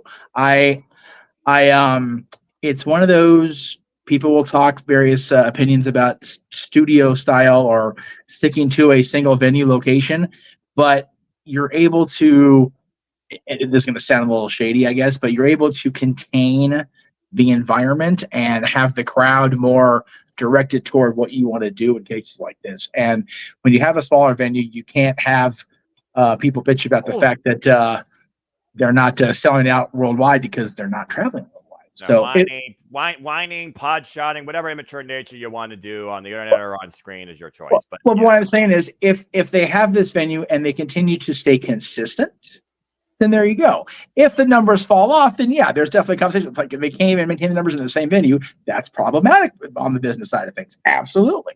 But for right now, it seems to be doing okay. The crowd seems into it, and we're into it, calling it. And about to say, I've enjoyed literally this, again, lower level venue, primarily Collision and Ring of Honor makes sense for this type of setting, for this type of crowd size. But the Dynamite seem to hold up for what they're doing with the arenas that they've been booking. And pay-per-view always sells out because pay-per-views don't freaking miss, period. No. And whether or not Wembley fully sells out like it did last year, we have 3 matches booked, and I'm here for it. Yeah, I already got my money's worth. I got freaking Bryan Danielson, who may come out to the final countdown. Literally might become a AEW champion against Swerve Strickland, who's been a phenomenal champion, put his company on his back, and really being one of the most, honestly, strongest belt and defining champions as of late, holding that belt And also, of course, we have Timeless Toni Storm, the most prolific AEW Women's World Champion in recent memory, with an incredible story being told that will culminate in what can be called the Timeless Last against Mariah May, where she said, "Are you ready to die? Because I am. Someone might die in the spotlight." And then you have the CEO versus the DMD for the face of TBS. I'm all for that. And I didn't see an official graphic even after the talk last week, but MJF and Ospreay. Yeah. So if those 4 matches, the only 4 matches I get, I'm legit okay with that.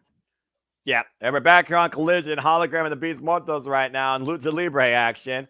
After trying to rip Beast Mortos' mask off during the picture-in-picture. Slipping in between the ropes once again. Outspeeding, up and over, Hologram goes.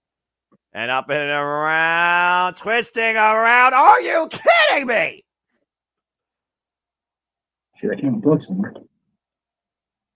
Incredible move by Hologram. Great body control by the Tijeras there. Almost 3 full revolutions before taking the Beast Mortals finally down off his feet with that Tijeras. Unbelievable. Again, these guys just continue to impress, man. Every single time I see Mortos / Black Taurus, I'm just forever impressed. And Mortos looks like he was doing something off the second rope, and Hologram, oh, took too long. Figure got caught. Oh, no. And, oh, boy, hammerlock at the end. Whoa, no, man! That was almost a Bubba Bomb with a hammerlock. That's not even going for the cover. That was just showboating. Yeah, that's that and that might cost him with a new guy. Get 1 count. Yeah. I guess he wanted to make sure that he was down for the count and just didn't think that he was. I don't know what would be more was going through his mind there. Just the bravado goes through all of us. We all are human, even this guy who doesn't look human. And right now, again, these Mortos. See the rising chest cap. You see the rising of his breath, though. Might be exhausting more energy than Hologram at this point. And Hologram able to get the boot up since Beast Mortals up and over. Lands in the apron. And Zaguri, though, slips in between the ropes again. And what's Hologram looking here? Both men on the apron. He almost did it. That was scary. Boot. Yeah, about to say again, the apron. You do not have much footing there. Oh. Up and over. Oh, my God! You know, that was spectacular to watch. Not going to lie. But, man, he somersaulted. He landed tailbone first on that apron, which is no joke. He almost bit it going out there to start the thing in the first place. And you were mentioning Mortos looking tired. A guy that size trying to keep pace with the cruiserweight, you're going to get tired, man. Both these guys have got to be feeling it. And Mortos right now down on the outside. Hologram, though, walking the ropes and launches off. Jesus. What a swanson bomb. That was a hell of a walking across the rope and then into a senton onto the Beast Mortos, laying him out and getting the accolades from this crowd in Arlington. They are into Hologram, no doubt about it. And listen to the people there. Shout out to Sign Guys. See him over there on the other side. Yeah, we were mentioning that. Is it the same Sign Guy from ECW days? Let's see here. Red hat, the jean jacket. Oh, no, I'm sorry. I'm thinking, you know what? Rick Gockberger from the WWE Sign Guy. Yes, that is definitely him. I'm sorry. I just saw him on screen, so yeah. That's oh, man. Wow. And that time, he was able to take Beast Mortals off his feet with the Tope Suicida despite Beast Mortals trying to catch him. That looked a lot more frightening than it could have been. Take a look at the replay, Jeff, at this ridiculous springing off the top rope, keyboard top rope, swanton bomb, and then flying long distance with the Tope Suicida caught by Beast Mortals, but taking him off his feet with his momentum. I loved the sudden rotation on the senton there. He didn't rotate until near the very end of that. He timed that very well. He, like I said, it looked shaky on the move before, but he hit that senton with precision. It was beautiful. The move after, a little scary. And right now, back inside the ring, Hologram up to the top rope. Up on top, caught by Beast Mortals. Caught by the Beast. Electric chair position. Oh, boy. Spearing up with the shoulders. One God, Poison Rana! Jesus Christ. Cover. Put the leg kick out.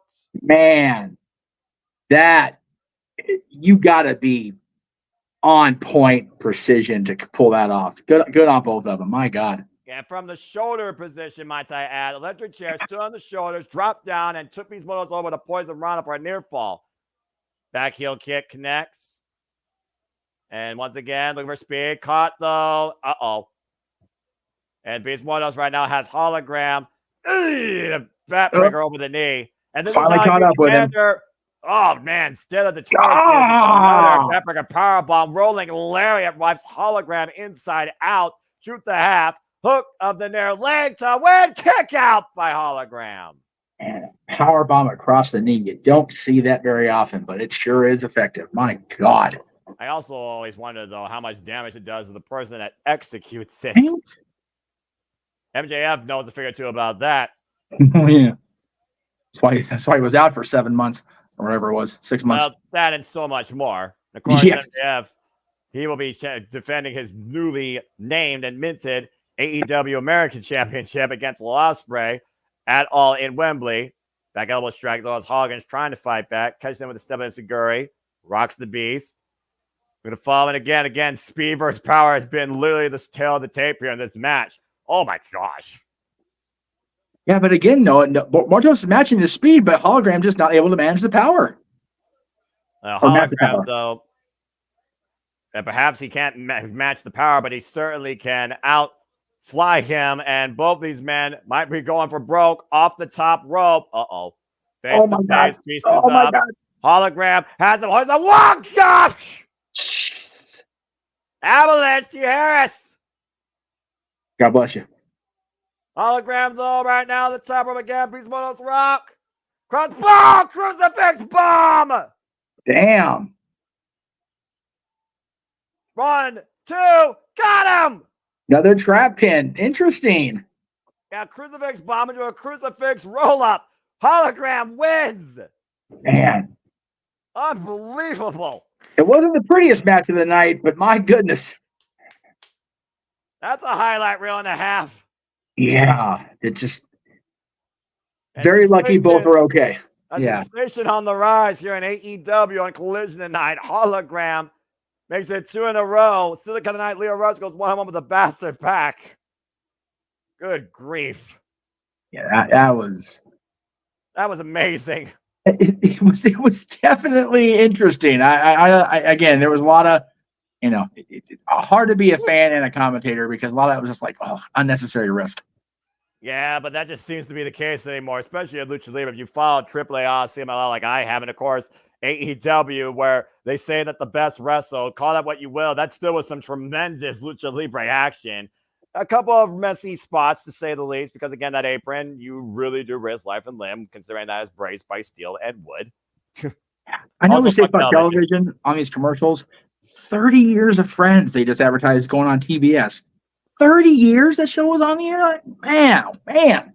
That's one of those longer running series that people don't really consider the longevity of outside the theme that you just clap at that. I mean, it was on for 10, but it's been 20 years since they went off the air. That shit's crazy. Wow. Again, TV, everything's just being archived on streaming. I mean, good on the 6 of them and the supporting cast for creating such a global phenomenon with such a simple idea of a television show. Good on them. Wow. Again, you know how to use a simple idea and you know how to just continue to expand on it while keeping towards the original integrity of it. You can actually make something beautiful and long-term out of it. That's crazy.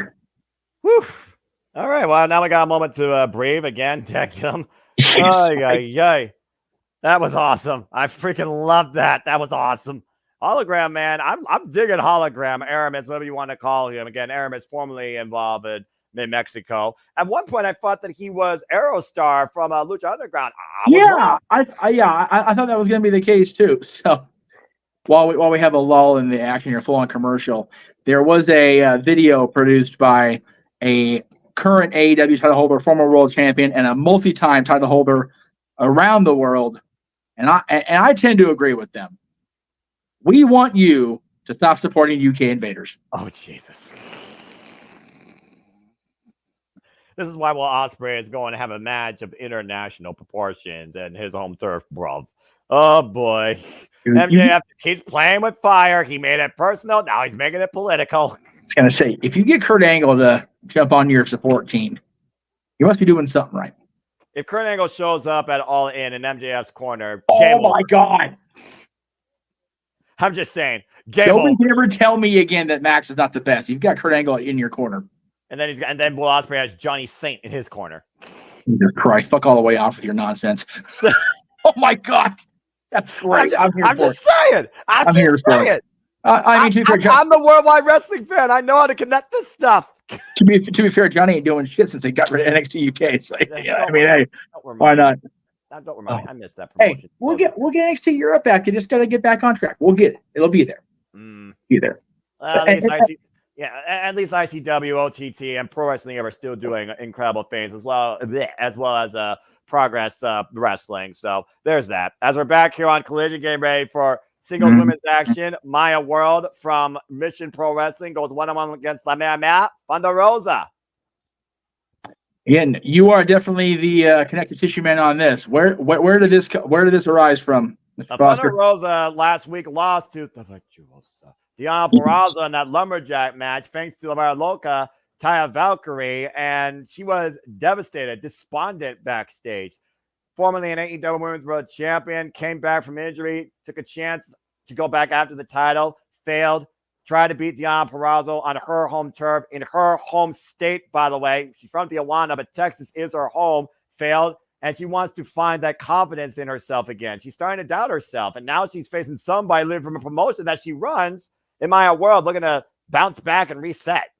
I say, Maya's got support out there. They got Let's Go Maya sign out there. They're cheering for her in Texas, brother. Bell reigns are underway, and of course, we'll be covering Mission Pro here soon enough with the German Brothers Mia next month in August, as Isa Miranda will have her first Mission Pro Championship defense against La Rosa Negra. Midsummer Night Stream, I believe, is the name of the show. Correct. Referee Mike Posey for this contest. Mike Posey, another one of those referees, is just a national treasure. Should be protected at all costs. I love me some Mike Posey. And of course, the Ring of Honor Pure official, leading official, also been the lead official as of lately for Athena's matches.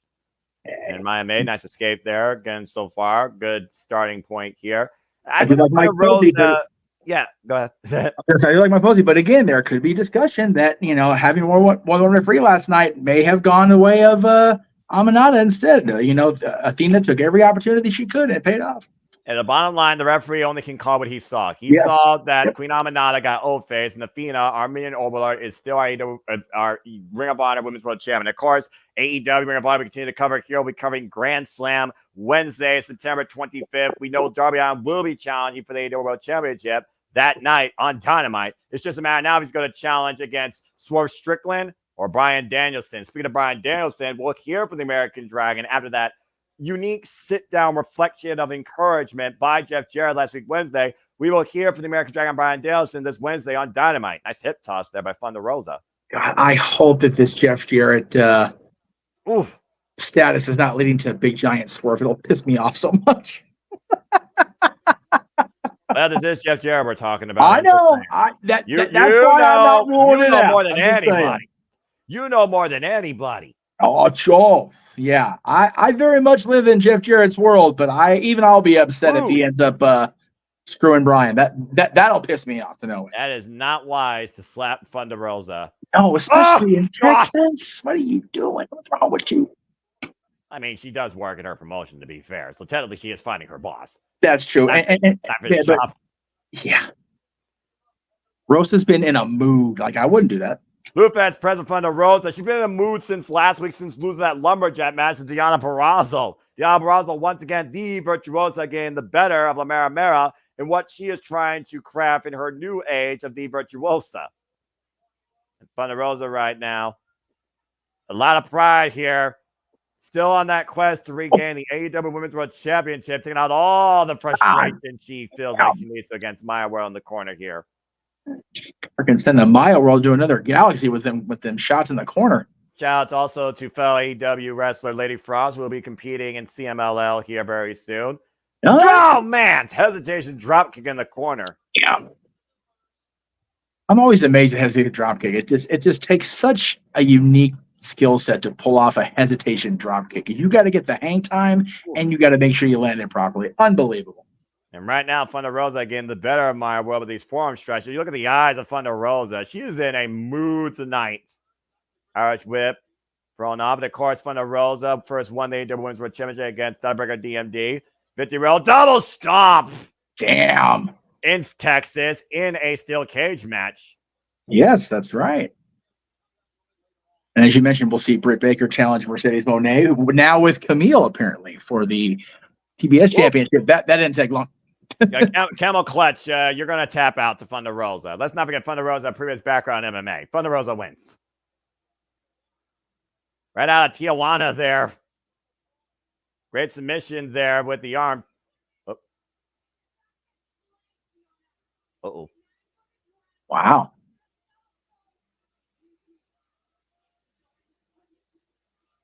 Well, Thunder Rosa clearly has not learned her lesson and is not done with Deonna Purrazzo, saying that she dragged her to the darkest place and is going to take her down with her.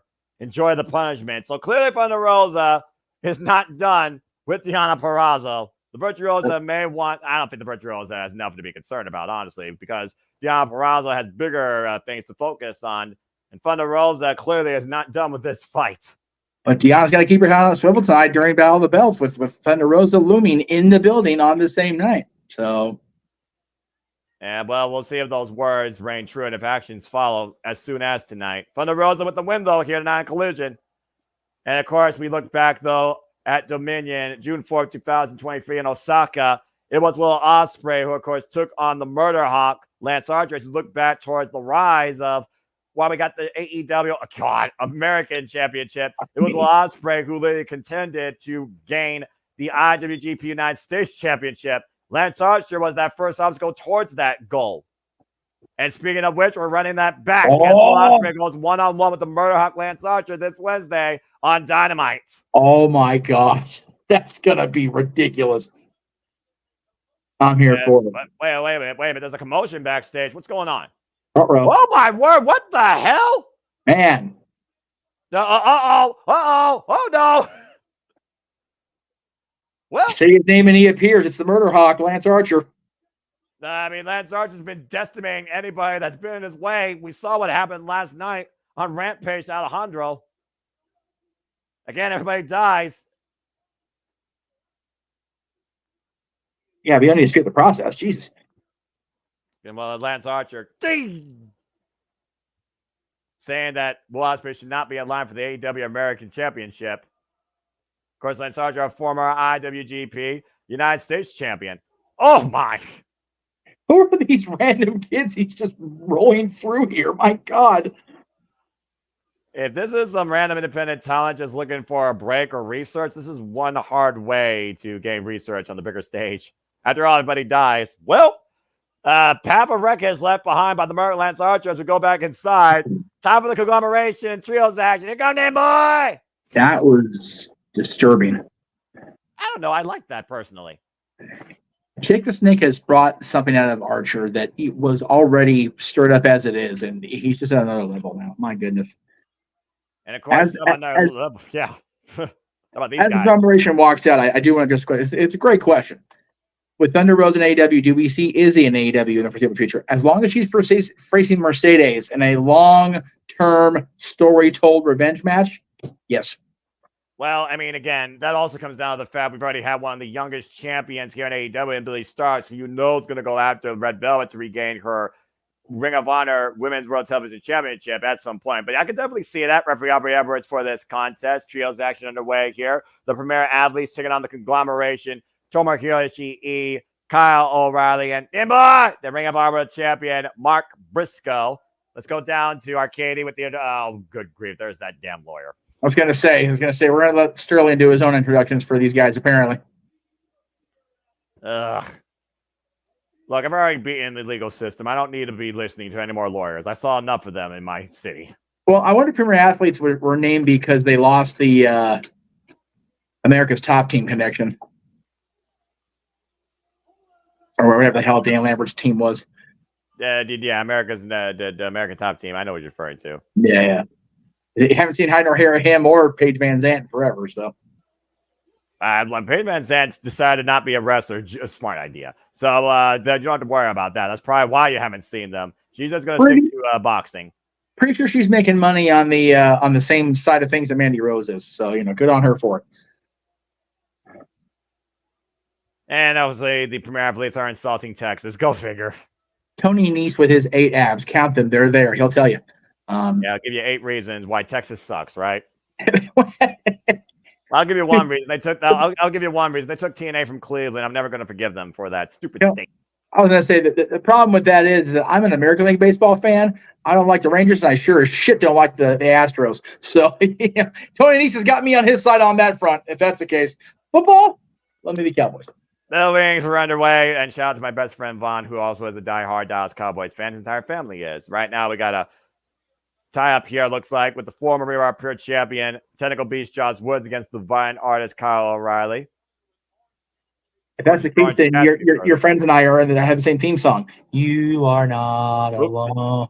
And he's a diehard Michael Jackson fan too. So you're just putting out all this stuff. You and him would probably connect very well. Freaking Cowboys, almost 30 years since the title. Jesus. Woo! Josh Woods, though, able to bring Kyle O'Reilly to their corner. Tab made a Tony Nese. The original Premier Athlete, we're being perfectly honest here. And so, we're talking about Leo Rush and Pat coming out later. 2 guys who, much like Tony Nese, had a brief glimmer of hope with an NXT Cruiserweight division, and then the other shoe fell. But these guys have had a new lease on life in AEW.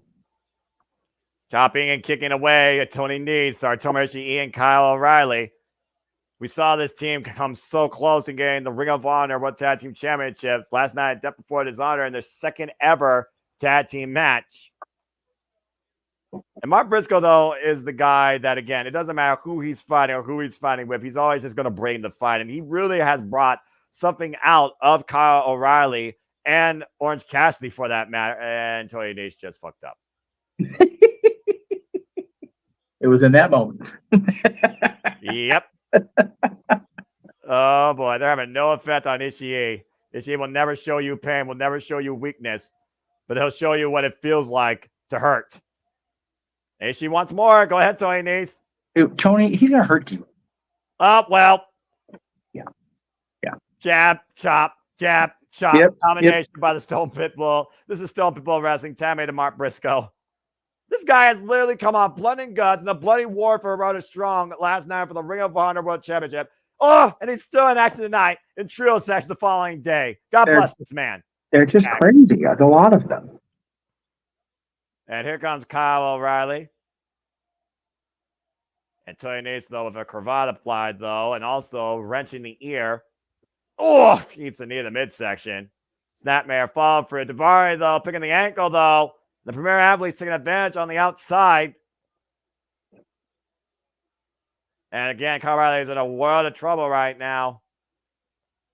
And I think things just broken down. Is she trying to restore the order? Aubrey, though. Oh my! Step up. Don't pick on hello by Mark Briscoe. Then boy, I want everybody on the outside. And this match continues. The rest of my call a picture-in-picture redneck kung fu. Fuck television. Too much happening. Can't cook it all at the same time.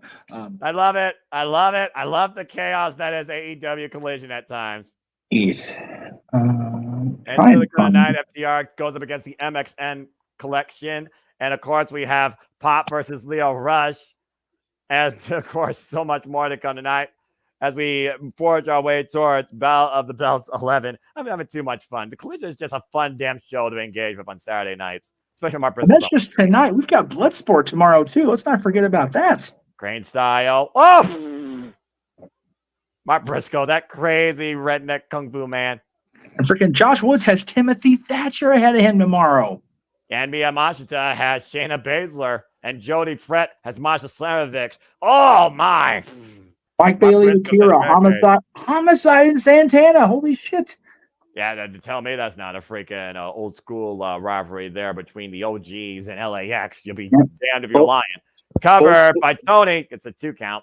Both Creed brothers from NXT or WWE have bouts. Charlie Dempsey and Royce Isaacs. Dear Christ.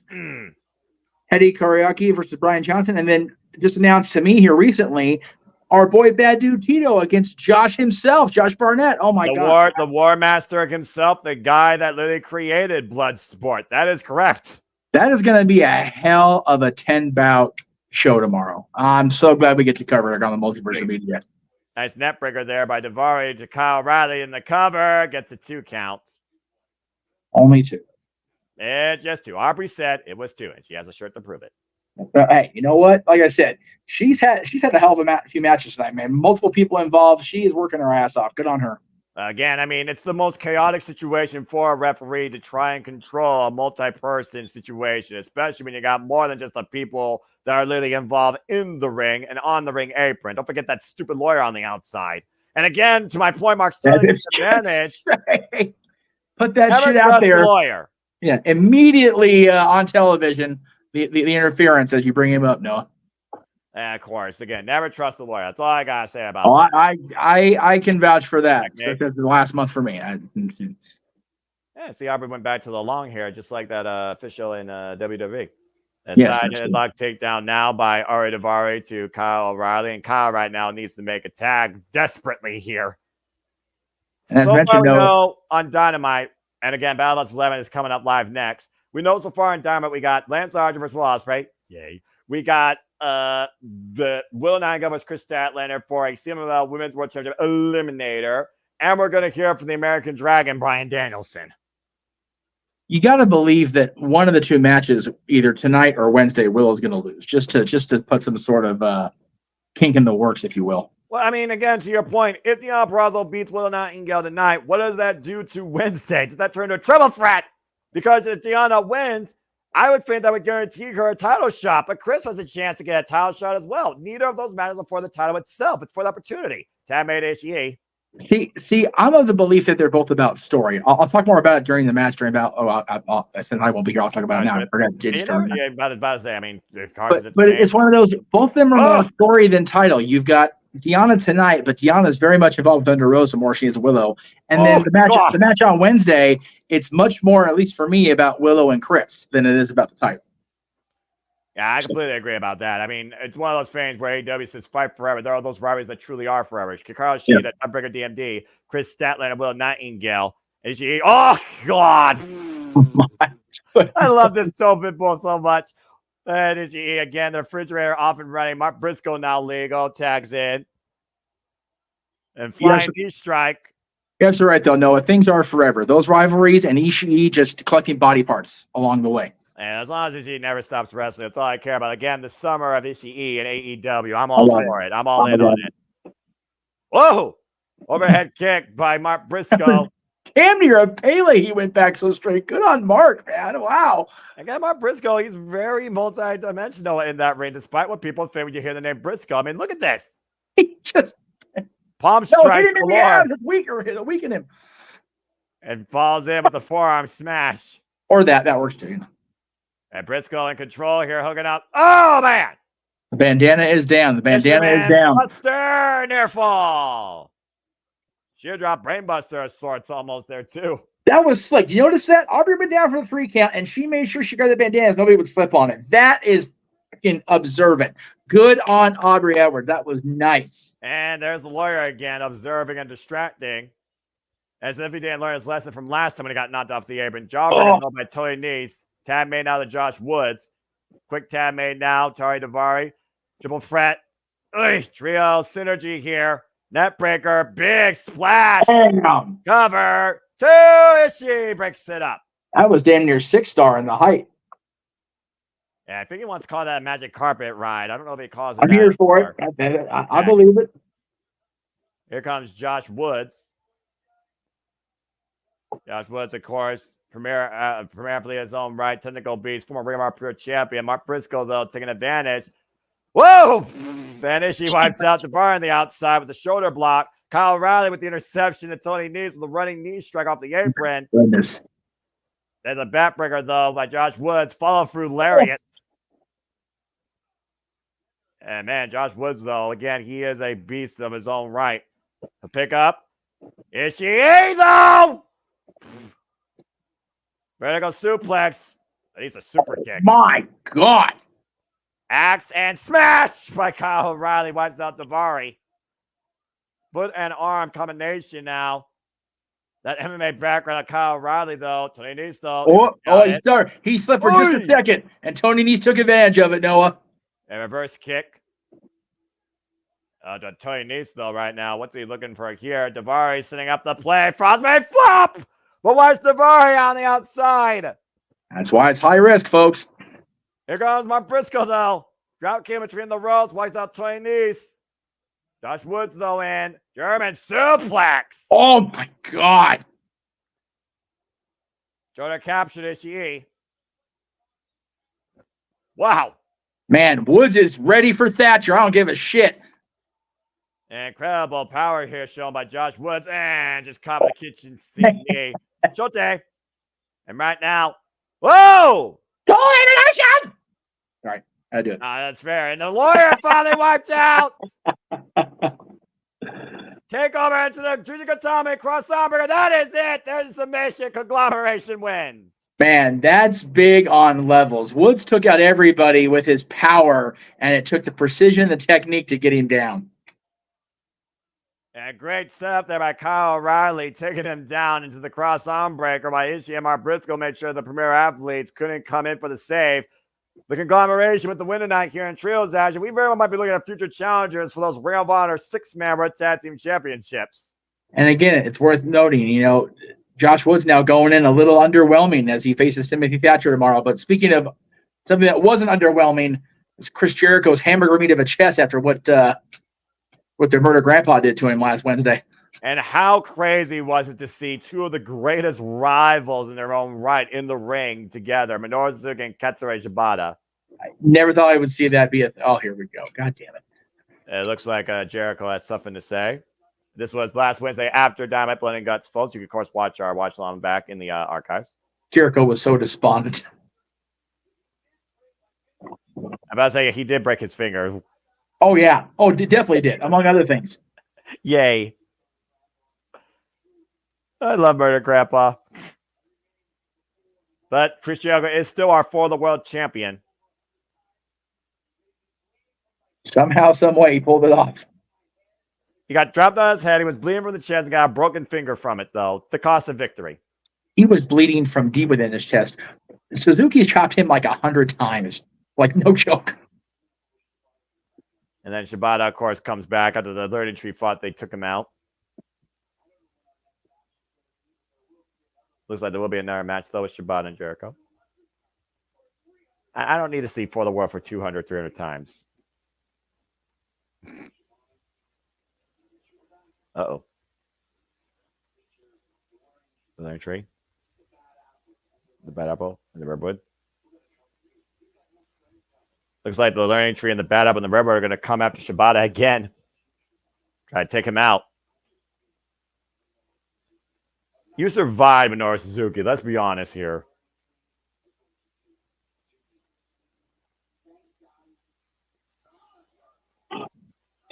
you can see at one point Renee had to suppress a laugh.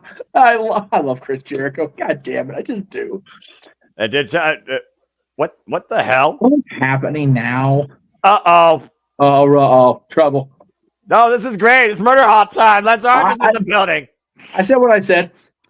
No, this is good for me. I enjoy murder. But Lance Archer has been on a rampage, pun intended. This guy, you poor fool. Why would you do this? Uh-oh. From the murder grandpa to the murder hawk. Oh, God. You were saying, Jeff?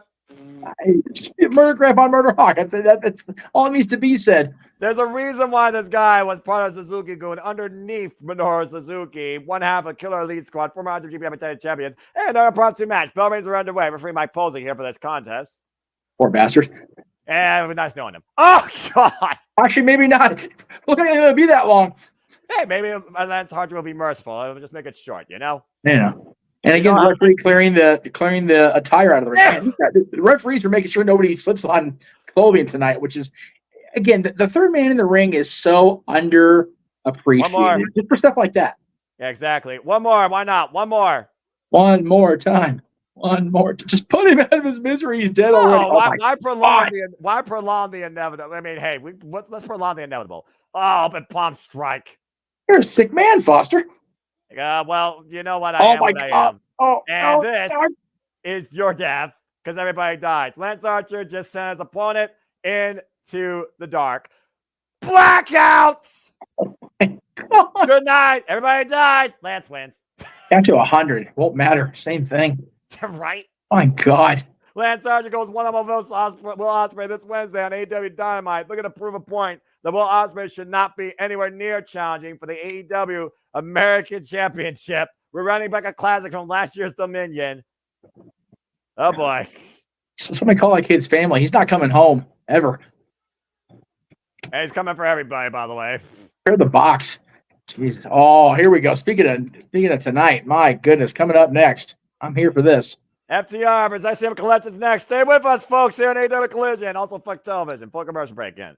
We'll go ahead and get the graphic up, and then we'll. Oh my gosh! Well, great question for people that aren't aware, because even I was confused, and we were hoping here on the channel that it would mean one less championship, but alas, that is not the case. So yes, both championships were stripped from the Bang Bang Gang, the AEW and Ring of Honor trios / 6-man world tag team championships. They were split, but they had a match to determine the new champions between the Bang Bang Gang and the Patriarchy last week. Patriarchy, of course, wins.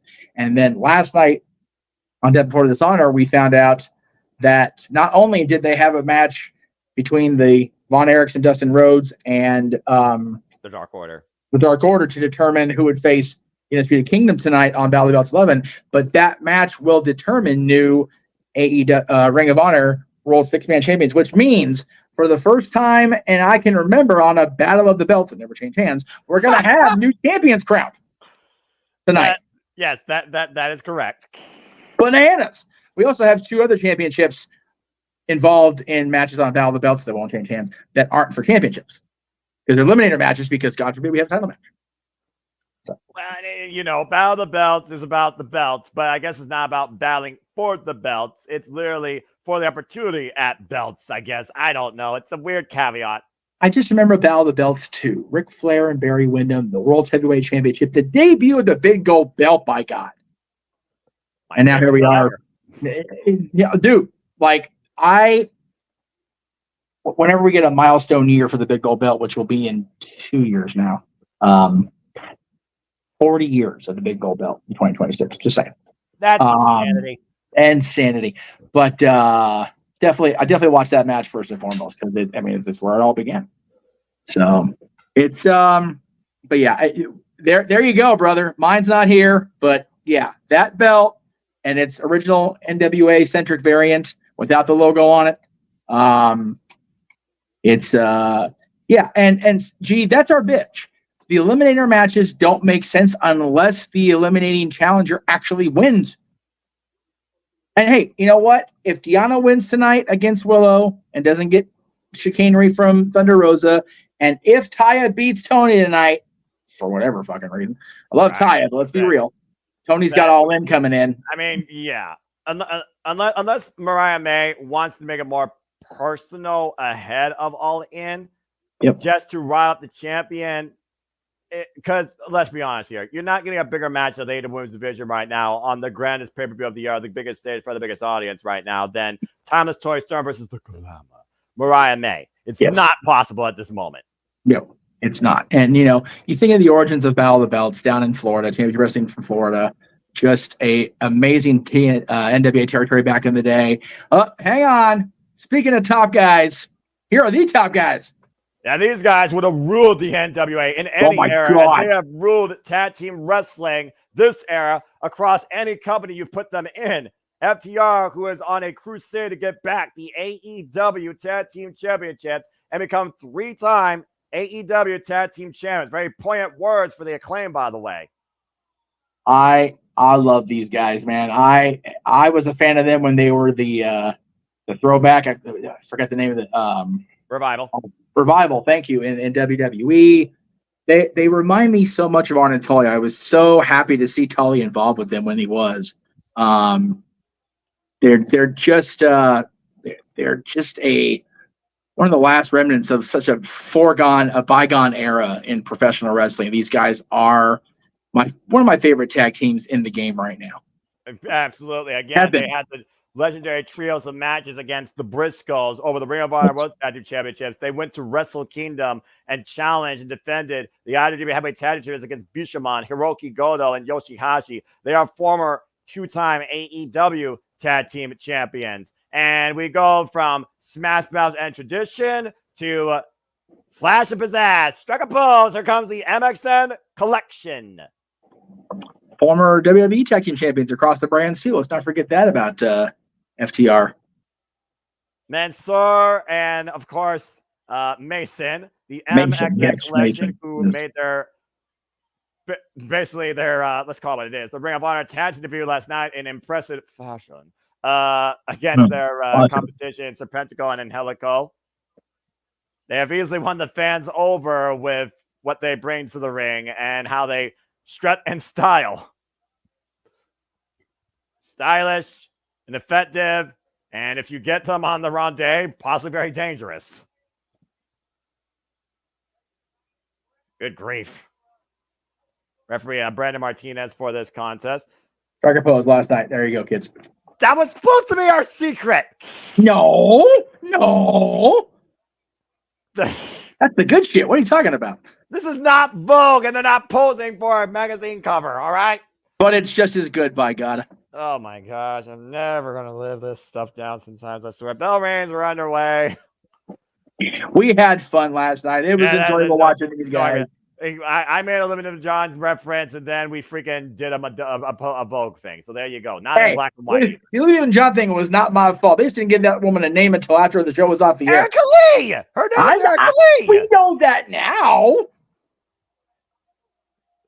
Freaking AEW can throw us a... Oh, Jesus. Look at Dax. He's like, really?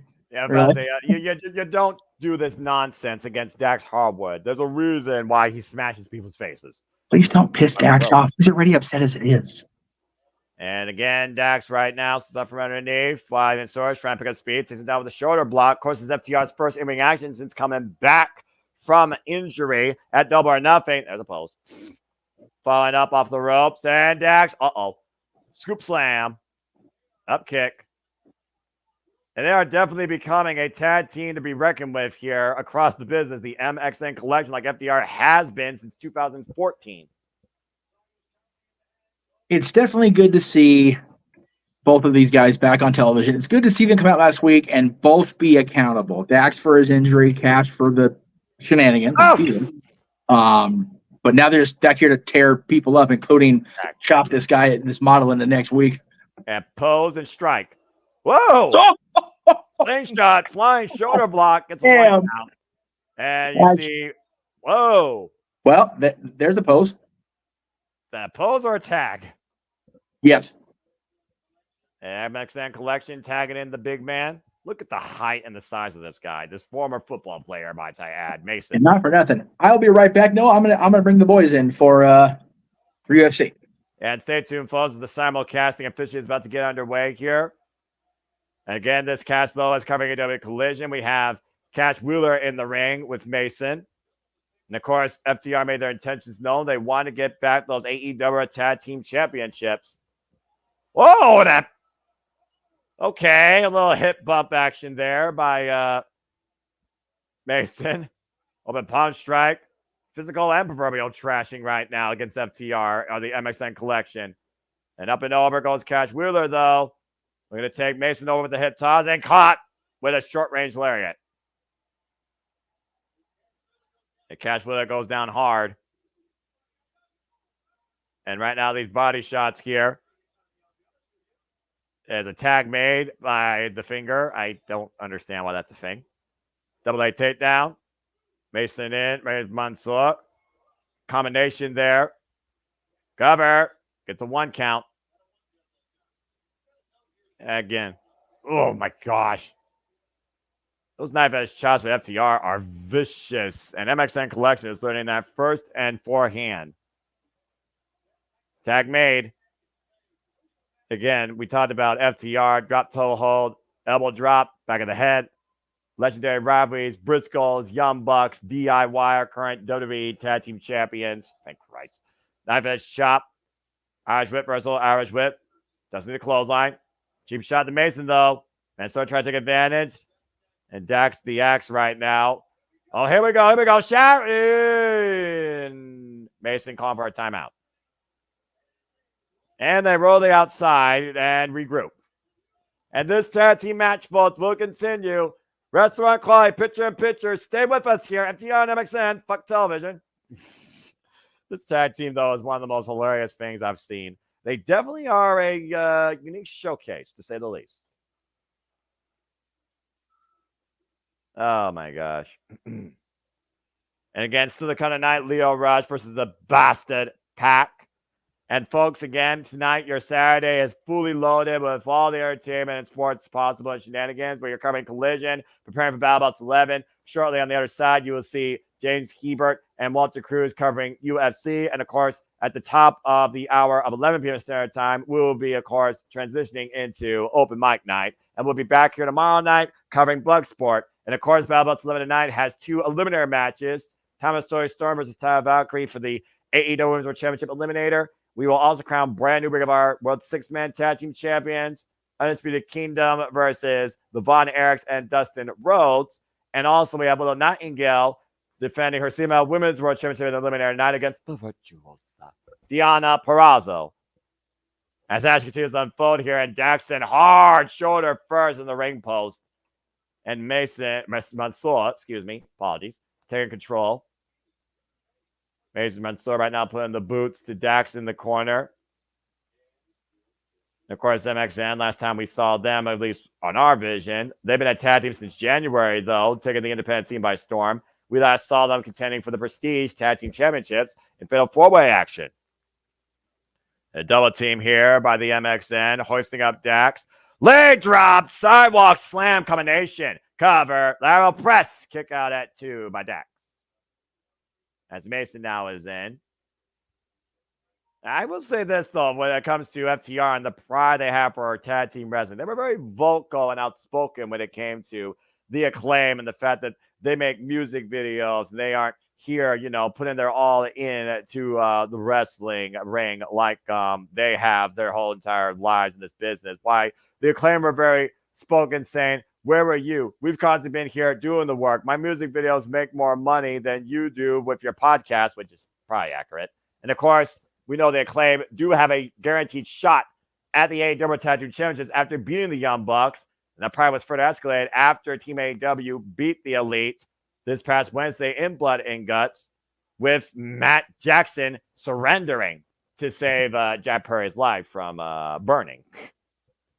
As we got a full commercial break here again, folks, hope you're enjoying the coverage here at the Brothers Media as we are covering Collision, Battle Bots 11, UFC, and of course, we'll go into Open Mic Night shenanigans. I prepare for Bloodsport tomorrow and the week ahead. Please subscribe, comment, tell a friend. If you're enjoying what you're hearing and engaging in, Super Chat, Castlane Studios, Jeff Meacham Network, Red Cherry Brand to take to the conversation. Super Chat is as simple as that. Save C, Big G, Walter Cruz, Daniel. Thank you again, everybody. Matt Holmes, for always your support, your passion, your engagement. You encourage us, you spirit us on, and you literally provide the support needed for us to continue doing this for you on a daily and weekly basis as we are back here on Collision.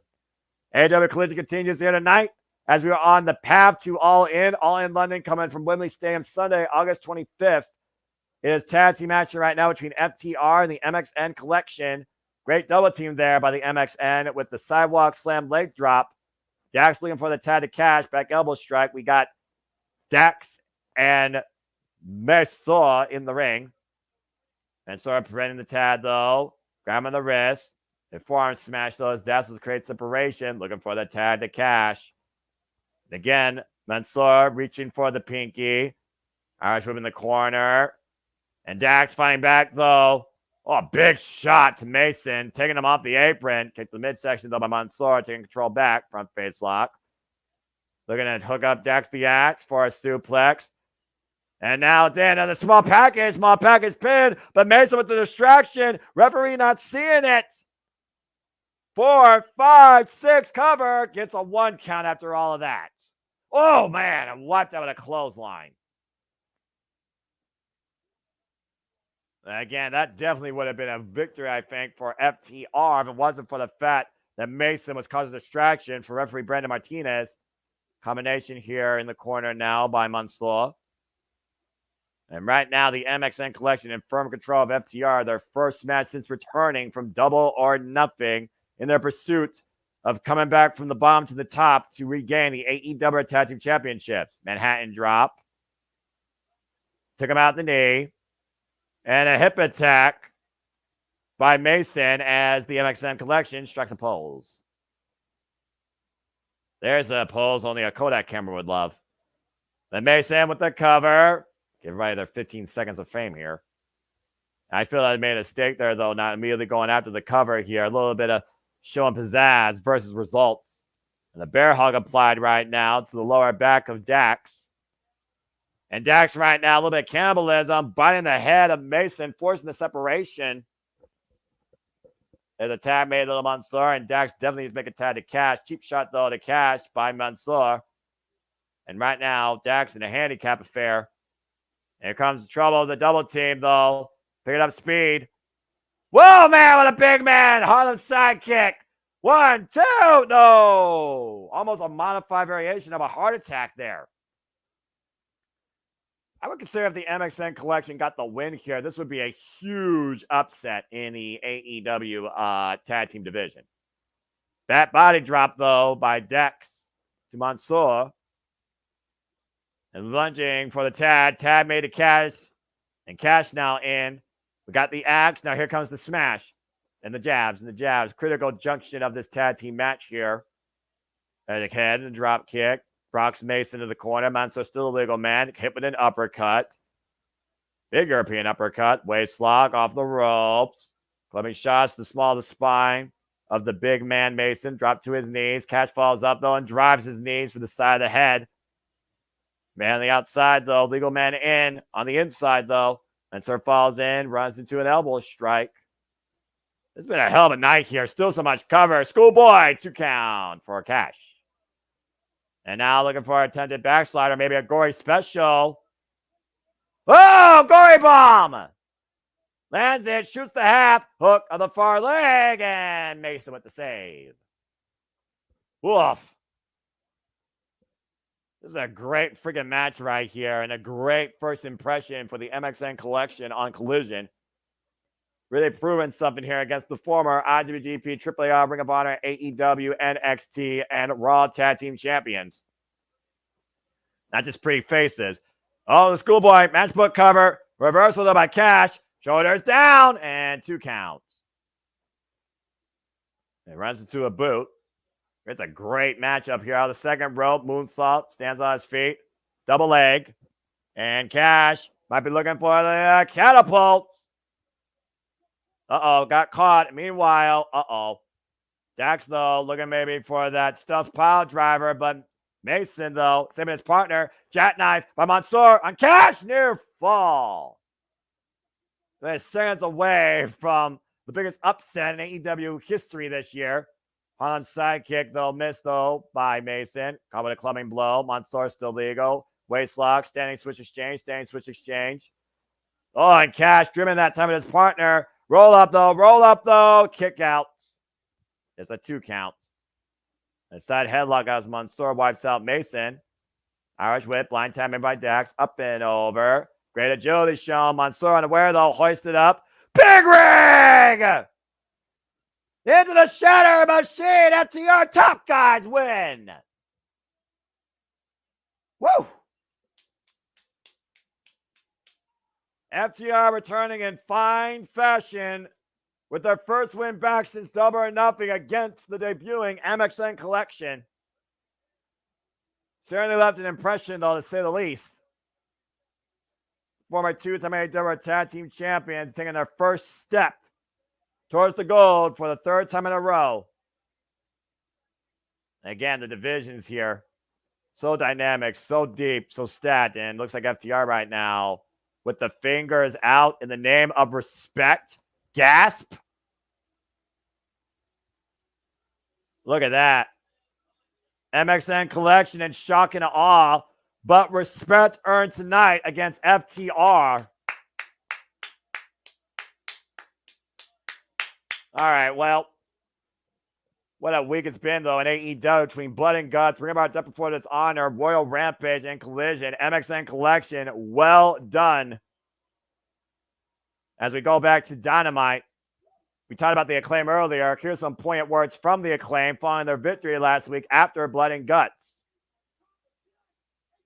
How the hell is Bowens even conscious after falling off that cage for those 3 damn tables? Is beyond me.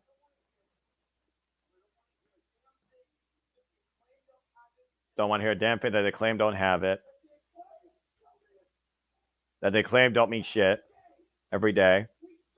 We show up, we show up to this building, and they do their jobs forever. They give themselves for this company the last 4 years. And they always deliver. They got the W. They protected the company from the EVPs. Whoa. Do not ever underestimate the Acclaim because they'll prove them wrong every single time. And now Max Caster, poignant words. Got the win over the Young Bucks. They got those tag shot, saying those tag titles are coming home.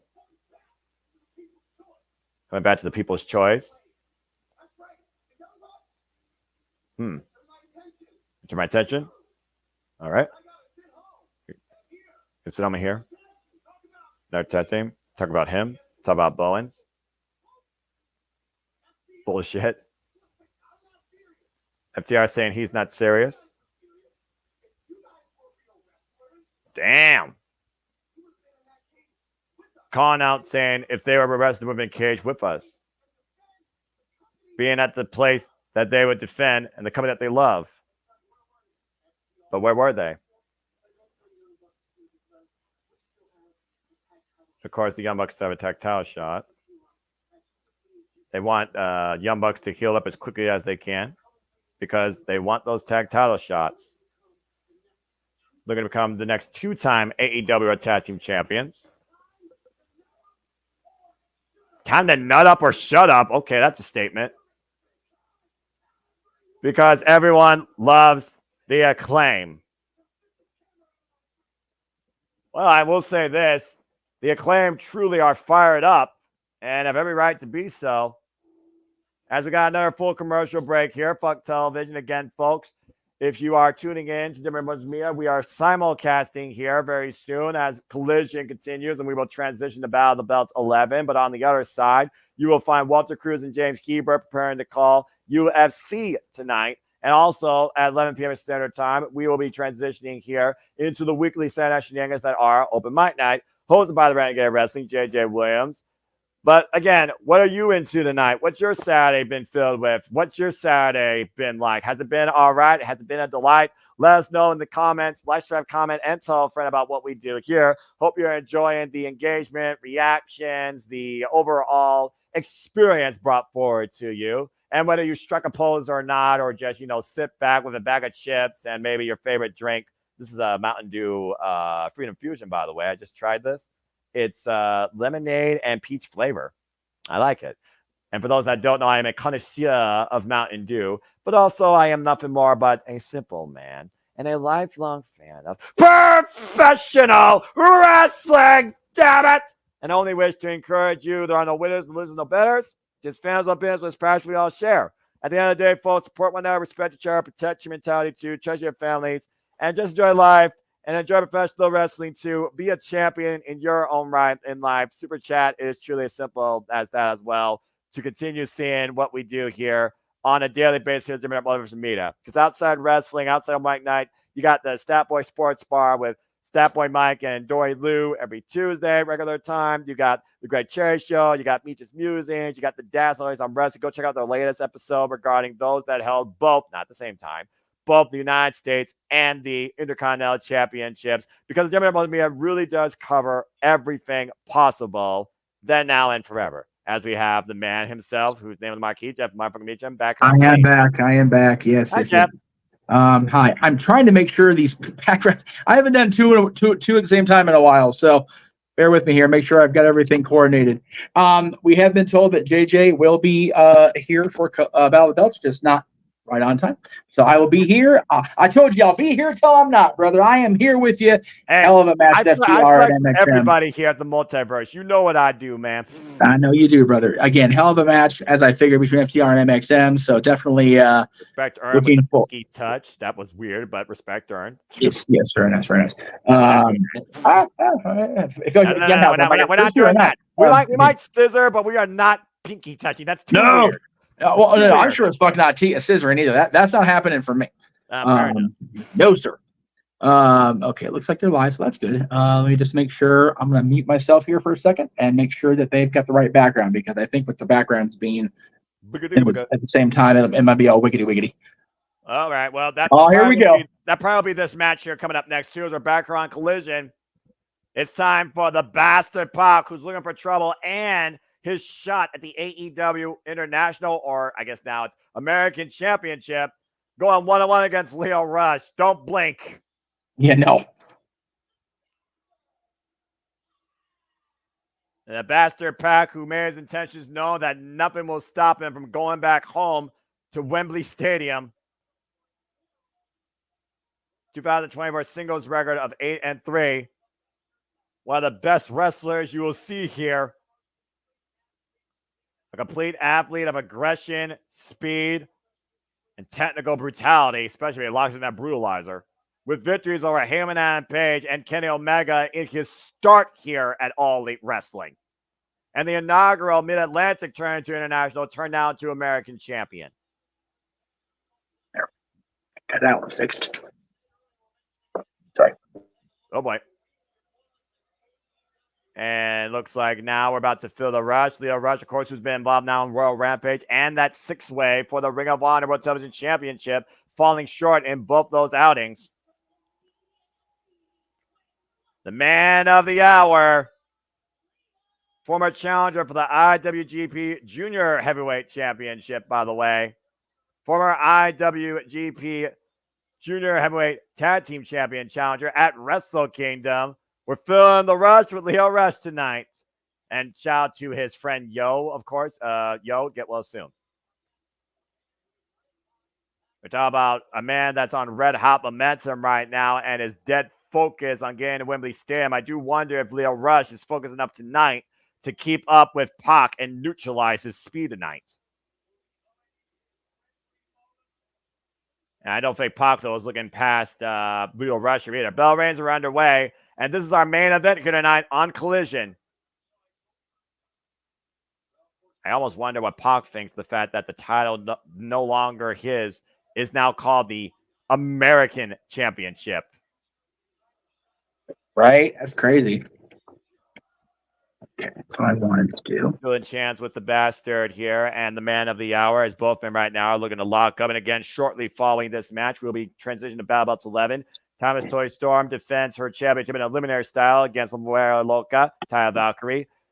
Willow Nightingale defends her CML Women's World Championship in eliminatory style against the Virtuosa, Deonna Purrazzo. And we are guaranteed to crown brand new Ring of Honor World Six-Man Tag Team Champions as the Undisputed Kingdoms, Roderick Strong, Matt Taven, and Mike Bennett, the Ring of Honor Tag Team Champions, go after those titles against Dustin Rhodes and the Von Erichs, Raj and Marshall Von Erich, former MLW Tag Team Champions.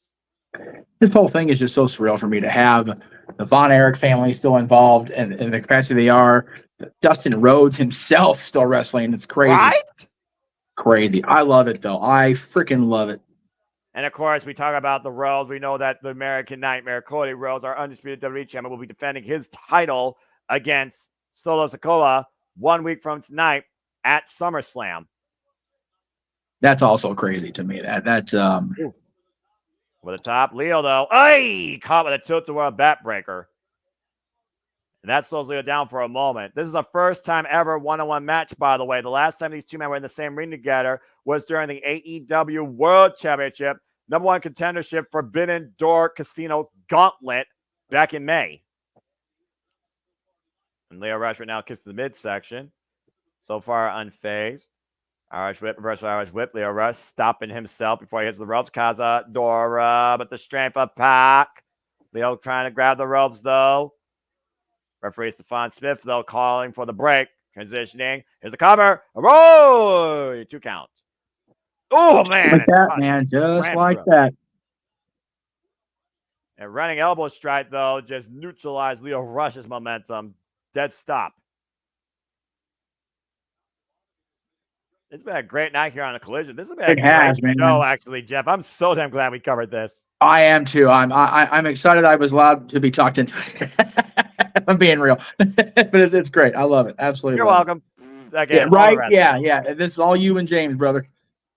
Again, we've covered everything this week. Quite literally, it's been a phenomenal week for pro wrestling. Collision has been nonstop fun tonight on a Saturday night. And of course, we're going to transition to Battle 11. Oy! Spinning Soulbot, though, by Pac. Up kick. Now, Leo Rush now is not having fun. His feet's out from underneath him with that kick. Pac, these strikes are so damn quick and proficient. It's ridiculous. That's it. This main event of AEW Collision, folks, will continue in Restaurant Clyde, picture in picture. Don't go anywhere, but fuck television. Arg. As of course, again, we talked about Battle of Belts 11 verbatim. Not going to say it again, but I also talked about next week what we are going to do here regarding the focus on Great American Bash, TNA Impact, and SummerSlam. We will not be covering Dynamite because 1, not special. 2, no World Championship. 3, we want a break. So that Wednesday night, folks, we're going to take it easy. So if you're looking for someone on Wednesday night, super chat heavy. Otherwise, you ain't having it. The super chats, your passion is what carries us forward to continue doing these across all these shows. So again, make it happen, make it possible with your love and support. It's as simple as that. As right now, we have the bastard Padre and Leo Rush to the barricade. What the? Why did I end up in the? What the That's hell? retro. Wasn't okay. I'm not sure what just happened. That was weird. Yeah, you turned into a weird like yellow without the red. Well, no, I've got the gold background from the UFC poster on their side, but I guess when I left it went all ape shit. What I was trying to say, if I can go back over there, go for it. You want to do something on a Wednesday night, the 200th episode of the graphic that's not in here because fuck me, of course not. The Greg Cherry Show, episode 200 will be on Wednesday. There you go. I was talking about as far as wrestling coverage goes, brother. I know, but it's got to be the show guy. We are not commentators. We are salesmen, by God. I literally, when you were, I don't know if you heard me, but I was literally selling Musings, Sports Bar, and Greg Cherry. I already did that. That's why I didn't do it again. Yes, much appreciated. Musings, of course, will be on Monday. Staff Boy Sports Bar on Tuesday. NXT Great American Bash this and next Tuesday, which, if you guys super chat enough, Thea Hale will be rooted on by Noah Foster himself as part of Chase U. But you got to get the money in first. She's not winning. Doesn't matter. You got to root for her. Doesn't matter. If they make you part of Chase U, you got to do your thing, brother. That's that headlock now by Pac applied here as we're getting back to the wrestling here that matters more so to me versus supporting an institution that is not a credit that I will never buy into willingly. The actual gall of you. Shame on you.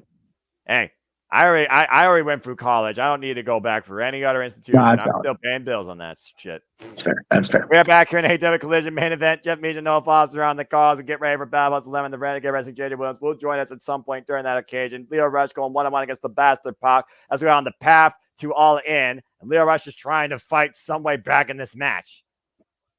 The relentless assault here, though, by Pac throughout the entire picture-in-picture. And Leo Rush now with the body shots here, trying to pick up speed in his favor, but the strength of the bastard on full display here, hoisting up Leo Rush. Watch out, powerbomb cover! No! Man. Both guys looking to show out here as we end Collision and finish Battle of the Belts with All In on the horizon. You know, Pac definitely wants his international/American Special Championship back, and he's looking to prove it. He deserves that opportunity. He has one. He has one lined up. Bam! Yeah, by the way, look at that way he planned that powerbomb and the laser was short. He did. I'm surprised Leo Rush kicked out of that. He is more focused, more vicious, more dangerous than he's ever been, I think, Noah. Well, I mean, again, ever since coming back and challenging Kazuchika Okada for the Continental Championship at Dynasty and falling short, we've kind of seen a different side of the bastard, a more hungry, dangerous, determined side. And the fall with the Bang Bang again over the Trios Championships at Double or Nothing hasn't helped matters either. No. Leo Rush, though, able to stop the rebound suplex, though. Great scouting. Catching him with that kick. On the money, on the point of the ear, and both men down. And by the way, Death Triangle was just literally a few days ago down in Mexico at CMLL. Again, the roster, say what you want about the AEW roster at times, but man, these guys are all over the place, and they are still providing some of the best in-ring stuff we've ever seen. And next week, Saturday, Jeff, Collision will be at a special start time, 5 p.m. Eastern Standard Time, 4 Central. That's next week, Saturday, folks, AEW Collision, if you want a little bit of Saturday night before the biggest event of the summer. Whoa. I was going to say that. I'm like, why? I forgot SummerSlam is next Saturday. Bingo. It's already almost August 3rd. What the shit? No, God. I'm ready to get out of July, for being honest with you. Springboard moonsault caught, though, by the bastard Pac. Leo Rush fine bat, though, sends Pop face first in the ring post. And again, just a reminder, in addition to SummerSlam next Saturday, we've also got our Simply Predicting next week. And again, we're still determining time and date. Yes. That will be made official some point before Beaches Musing and some point before Monday night, folks, I assure you. Yes. Leo Rush right now in the driver's seat. Going for broke again with the Tope Suicida. Driving pocket to the barricade. We're just trying to get out of the weekend first. And Leo Rush right now on fire, in control. Now Leo needs to get back on Pac here, though. And Leo Rush might be looking to go for the final ire, that split leg frog splash here. Pac, though, able to get up. Leo Rush now to the top rope. Up on top, rolls back in. This front face lock, hooks up Pac. Falcon Arrow! Cover. No! And Leo almost had him there, Noah. And he almost won it there out of nowhere. Death Triangle coming off a trios loss, by the way, against Mascara Dorado, Mystical, and Volador Jr. in a best 2 out of 3 falls match. They lost via disqualification 2-1. A lot of punishment, though, being exalted here, though, by the bastard Pac. And Leo Rush is hanging here with the inaugural Mid-Atlantic champion. And strategy, though, has to come and play at this point. What strategy do you go with, though? Oof. A kick to the midsection. And Pac driving Leo Rush face first into the second turnbuckle. And referee checking Leo here. Leo might be knocked out after that, actually. Yep, Stefan Sadie can continue. Leo Rush, by the way, 9 years of experience in the business versus Pac's 20 years of experience. And Leo Rush hoisted up on the top turnbuckle now. They got to make sure that the athletes can actually continue here. Leo Rush still looks like he's out of it. Uh-oh. And Pac climbing to the top, front face lock. He might have the strength. Wait a minute. Leo Rush, though, grabbing that top turnbuckle, preventing the attempted superplex, I believe, here. Slipping out, though. Massive headbutt. Creates separation. Almost wondering if he was playing a false security there. Pac stunned for the moment. Runs in, though, to another kick. Both competitors, though, rocked at the moment. Leo Rush, though, off the bottom rope. Went for rush hour. Pac caught him, though. Waist lock. German suplex. Norman Lance with a bridge. 2. No. Only had 2 counts. Woo. So close. Just that extra little bit of energy left to kick out of that. And again, we've had a phenomenal week here in the wrestling business, but what a week here it's been for AEW. Look at Battle of the Belts. Or excuse me, you look at Blood Guts. We, of course, saw the battle with Deborah DMD and Carl Sheeta. Britt was able to lock Josh Sheeta, but we saw the arrival of Camille, who is now officially All Elite. Congratulations to the Brick House. But is also now the CEO's security force. That's a hell of a security force to have. So happy for Camille, man. Yeah, she's been sitting out on the sidelines way too damn long. Yeah, right. That freaking talent does not deserve that. I'm so damn glad to see her on my screen. We also, of course, saw MJF rechristened the AEW National Championship as the AEW American Championship. I still am confused as hell by that. We also saw the arrival and the debut of Thukulama, Mariah May, who destroyed her opponent. Whoa! Nice kick, though, to the arm, though, by Leo Rush. And Toni Storm came back saying, "Are you willing to die because I am?" All that can't come soon enough. Rebound suplex by Pac to Leo Rush. And we also saw Team AEW beat the Elite in Blood and Guts via surrender. Simon Jack Perry's life, who was about to be burned alive by Darby Allin and was willing to be sacrificed. Poison rounded there by Leo Rush. Looking for Rush Hour again. And catches him with the bomb rope stunner springboard. Cover. Hook the far leg, kick out again. Just a quick reminder, Noah, before we get too far gone here. Starting right now, actually, the actual card is UFC 304 with Walter and James on the call. So if you're into UFC, please click over there as well. We're covering that. We're covering all the things tonight, kids. All the things.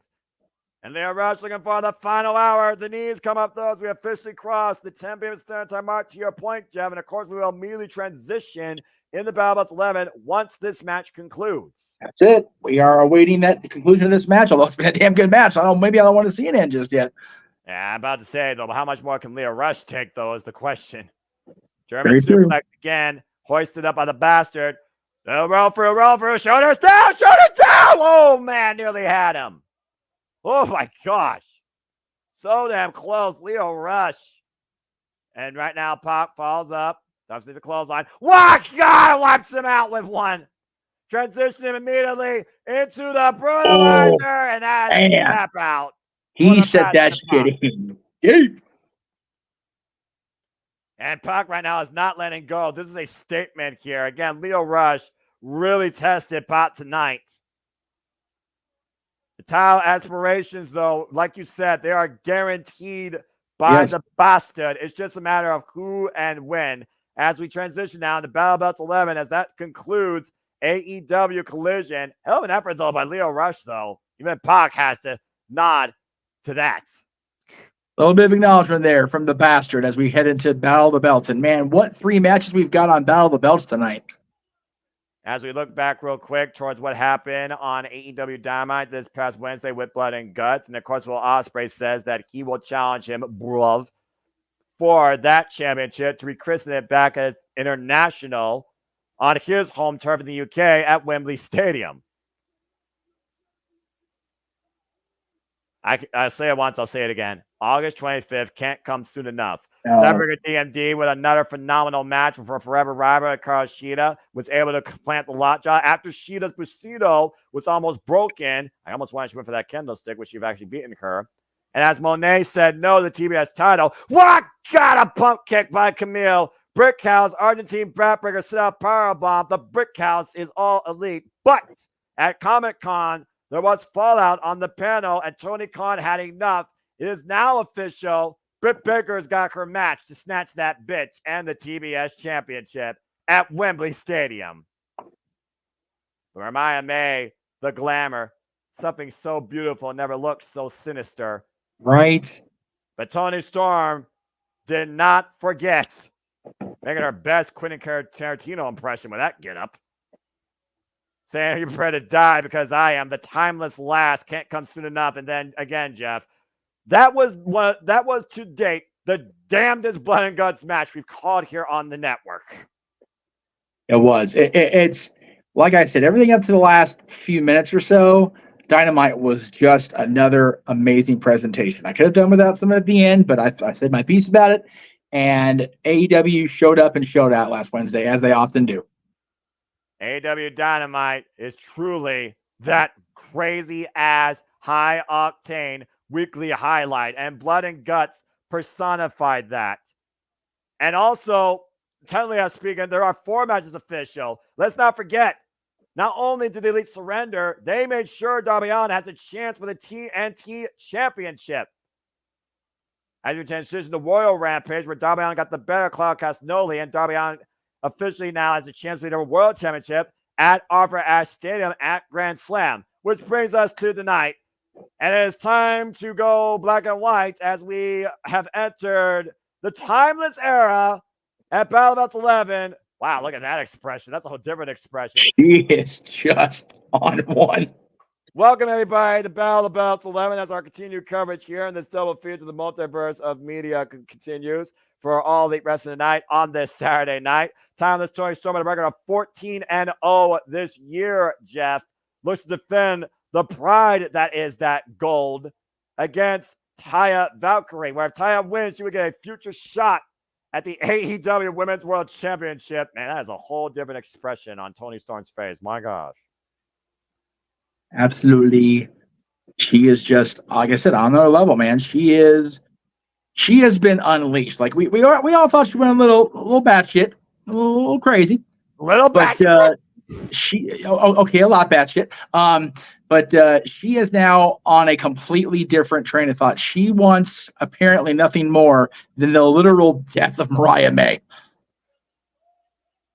Yeah, and I wonder if she's seeing any Mariah May and Lavera Loca, Taya Valkyrie, who again, she has a previous win over Taya with a record of 13-9, 3-1 in her past 4 matches. Again, folks, we have UFC 304 going on. It's Jeff Meacham, it's Noah Foster, the regular wrestler JJ Williams on the call here, Battle About Slim, before you transition to Open Mic Night, Weekly Night Shenanigans, of course.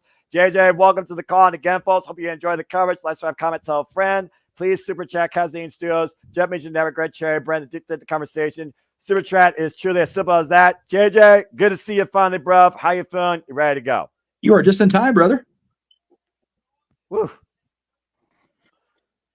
Good to be seen. I'm tired, I'm sore, and I work with children. Accurate. I'm about as ready as I'm going to be. There you go. There you go. Fair enough. Well, that being said, you're in the perfect setting, and this is your champion as we kick things off in a much more unhinged, timeless AEW Women's World Champion, Toni Storm, seeing red, dressed in white tonight, taking on Lara Loca, Taya Valkyrie in an eliminator match. I'm going to square up, little fisticuffs maybe. Look at that face. Look at that face. Such a different demeanor on timeless Toni Storm. Well, I mean, she was just betrayed by somebody that she considered her protege. She doesn't know who she can trust anymore. To your point, Toni Storm absolutely embarrassed. Oh, wow. Wait a minute. Those shades look pretty damn nice on Toni Storm. Not going to lie. Wow, Jesus. Luis Thesz press and Toni Storm coming right out the gate with fists of fury. Well, again, like you said, she sees nothing but Mariah May. She sees the glamour on Lavera Loca, and it is official. The timeless last, like we said, it will be timeless Toni Storm versus the glamour Mariah May for the AEW Women's World Championship at All In London. Wembley Stadium, Sunday, August 25th. That's 1 p.m. Eastern Standard Time, by the way, folks. 6 p.m. British Standard Time, 10 a.m. Pacific.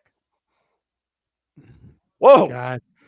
At least it's not just WWE that wants to kill us West Coasters. I mean, to be fair, it's the exact same time as last year. And speaking of the glamour, Mariah May will sit down with Renee Paquette ahead of All In this Wednesday on Dynamite. You can imagine what she's going to say after what Toni Storm said to her this past Wednesday. I do wonder, JJ, those words, does Mariah May willing to go that far? Does she fear that? Does she realize what she may have unleashed or woke up in Toni Storm? I don't think so. Like, I think maybe once upon a time, this venom lied within Toni Storm, but I think that she was timed so long. Nice meteor there by Taya Valkyrie. Damn. I think this venom just kind of lied dormant in her so long. Mariah May wondered if she even had it in her anymore. And she's awoken a sleeping giant, so to speak. Well, you said yourself, though, this being one of the greatest stories in AEW Women's roster history, Toni Storm, that final statement. This is one of the best stories in AEW since I started watching, period. Fair enough. Mad respect. That's a hell accolade right there. Again, Toni Storm, that statement. Are you prepared to die? Because I am. Someone might literally die in that spotlight at Wembley Stadium. And clearly, Toni Storm, she's ready to give it her all. She's ready to go all in. Hard Irish whip, by the way, to Taya Valkyrie against the barricade. We're dealing with two crazy bitches here tonight. I know. Which one is most crazy? Well, I mean, you've got Toni Storm, who's snapped, as you said. She sees red. But Taya Valkyrie's nickname is Lavera Loca. Keyword Loca. Exactly. That's Spanish for crazy, folks. And meanwhile, Toni Storm of the electric chair position on Taya Valkyrie's shoulders, driven face first into the apron. And look at that sadistic smile on Taya Valkyrie. And this crazy sadism continues. The restaurant quality picture-in-picture, fuck television. Golly, that was a nasty fall for timeless Toni Storm. And again, you talked about earlier, though, when it comes to insanity, craziness, absolute spirited devil nature. I mean, the Glamour Ryan man took it a whole nother notch. She planted that heel into the head. of Toni Storm. The fact that Toni Storm is wearing all white ever since that occasion, I think it just goes to show again the developed mindset in the instability of our AEW Women's World Champion. I said it once, to say it again. Emotions are your greatest strength or your ultimate downfall. And Toni Storm right now has to be the most emotional champion of them all. And we're still a little under a month away from this pay-per-view, which actually can rip her apart. Oh! Well, and you got to wonder how Cover. much further down the rabbit hole to Wonderland Timeless Tony will spiral before she meets Mariah May. And of course, we are starting Battle Belts 11 here. Me and JJ, always a pleasure to be with the Renegade Wrestling JJ Williams. Hope you all enjoy our engagement, conversation, and commentary. Our first match here at Battle Belts 11. Of course, after this, we will have Willow Nightingale defending her CML Women's World Championship in the eliminator against the virtual Tiana Purrazzo. Oh, man! And you know what? I put in the the chat room. Here you go. I don't care if that belt doesn't change hands. I am fucking here for it. Willow Nightingale and the Virtuosa. Yes. Let's fucking go. And let's go back to Battle Belts 11 together, JJ, as we are back here tonight. Post-collision, Taya Valkyrie trapping Toni Storm right now in a submission hold. Single leg crab as Toni Storm crawls away to the ropes. Again, Taya's not on the line, folks, but the opportunity is, and yes, you are not going crazy. Me and JJ are in black and white as we do. They need to start doing that with the background producer, man, and you need to try and grayscale the graphics next time. Anyway. So wait a minute. I got to call them out. This is Battle of the Belts and the title isn't even on the line here? Correct. It's a fucking limit. God damn it, Tony Khan. just call it a third hour of collision then. For fuck's sake. Backstabber. I love you, JJ. Backstabber. I mean, we already know the producer man calls it Battle of the Belts that won't change hands. Rich. Kick out. But at least have the goddamn title on the line. Jesus Christ. Well, I mean, again, with the time. Maybe it's because these two fought each other at, I believe it was Battle of the Belt 8 or 9. Yep. Maybe that's part of why. And JJ, you might want to get ready for your close-up. Last camera action. Dolph! That is a hip attack right there with some malice. Storm Zero looked like coming. She was going for Storm Zero, but it got countered, turned into that DDT. That might be enough. Cover, middle of the ring. 2. No. 2 count there. And to your point, why the title's not online in this match and the next match, again, Virtuosa, Will Nanga, let's freaking go. Women's wrestling at its finest, damn it. We know we will have new champions crowned here at Battle Belts 11. Brand new of our 6-man tag team champions.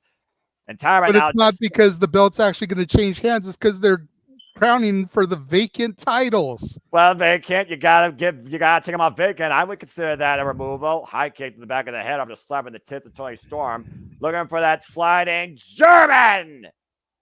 Oh man, sliding through to the outside of the ring. That is a smile that is not TV. That is a smile that is not TV ready. I'm just gonna say that right now. That is sadistic. Cover 2. No. Well, back in the mid 70s, SNL called it the not ready for primetime players. That smile is not ready for primetime. Yeah, right. But is it ready for Toni though to beat Toni time? Looking to send her on the road to Valhalla. Ducks underneath. Good switch. Toni Storm. Oh, it's a spear on the shoulder though. And once again, looking to hook her up. Toni Storm. Road to Valhalla! Are you kidding me? Cover 2 tie it. No! Whoa. I've got to make sure I let you call the move when she does that Road to Valhalla because I'm so used to calling it jaded. I know exactly where you're going. And I thought for sure that literally Taya just locked herself in an AEW Women's World Championship shot. But when she would have gotten, when would she have gotten the title shot? We all know Mariah May is next in line at All In, and we all know Mariah May is 99.9% going to become women's champion. Do we know that because it's a foregone conclusion unless it's actual reality? You know what I mean? But to your point, remember the All In is about getting the shot at All In. It does not mean that somebody else can try and get a shot at the champion beforehand. Again, weirder things have happened in this business, brother. And right now, Shania Payne with the curb stomp.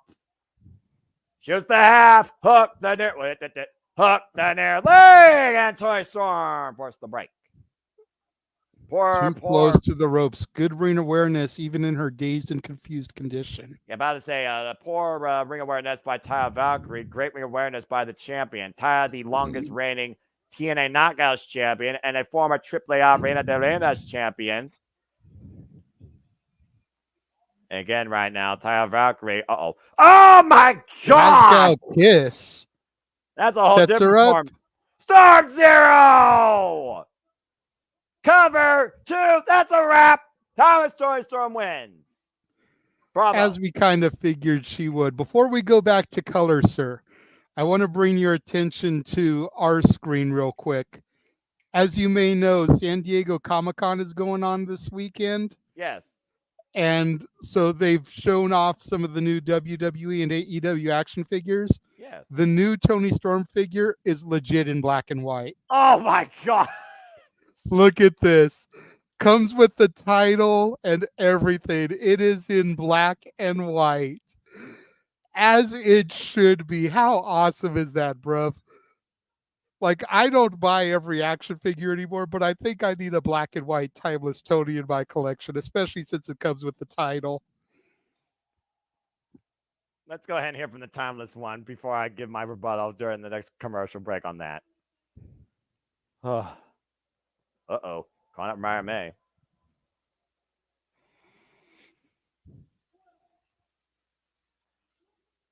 You were perfect. Tony Storm broken.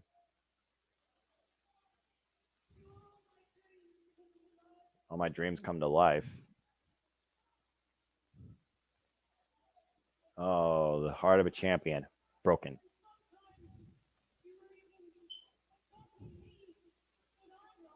The best of me that I was.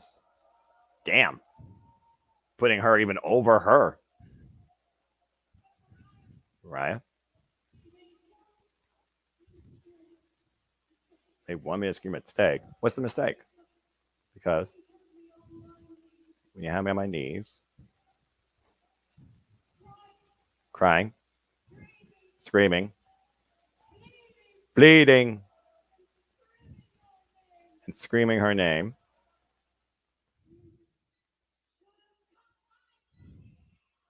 you should have cut my bloody head off. Oh my. Well, bottom line synopsis there is you left me alive. You should have killed me when you had the chance. Well, again, Thomas Toy Storm said this past Wednesday, are you prepared to die? Because I am. We will literally see the death of a champion if the Mariah May has her way. But Timeless Toy Storm is not ready to have Mariah May seize that day. The Timeless Lass awaits at All In Wembley Stadium for the AEW Women's World Championship. Good grief almighty. What a freaking presentation that's going to be. Now knowing and having brought to everyone's attention what this storyline is reminiscent of, that All About Eve movie, I'm curious if that dialogue comes from the movie at all. Like if they're actually taking dialogue from the movie. You gotta need to research that. I'm expecting you to do that research on that, bro, because seriously. And by the way, shout out to RJ City, who apparently was the mastermind behind all of this, bringing this presentation, this comparison, this to fruition, because he's the one that literally has been creating this timeless presentation and era since day one. Well, I don't have the date set, but it will probably be the week leading into All In, good sir. I will be officially reviewing this. Da-da-da. So hopefully at All In, I will have more answers to the overarching story here.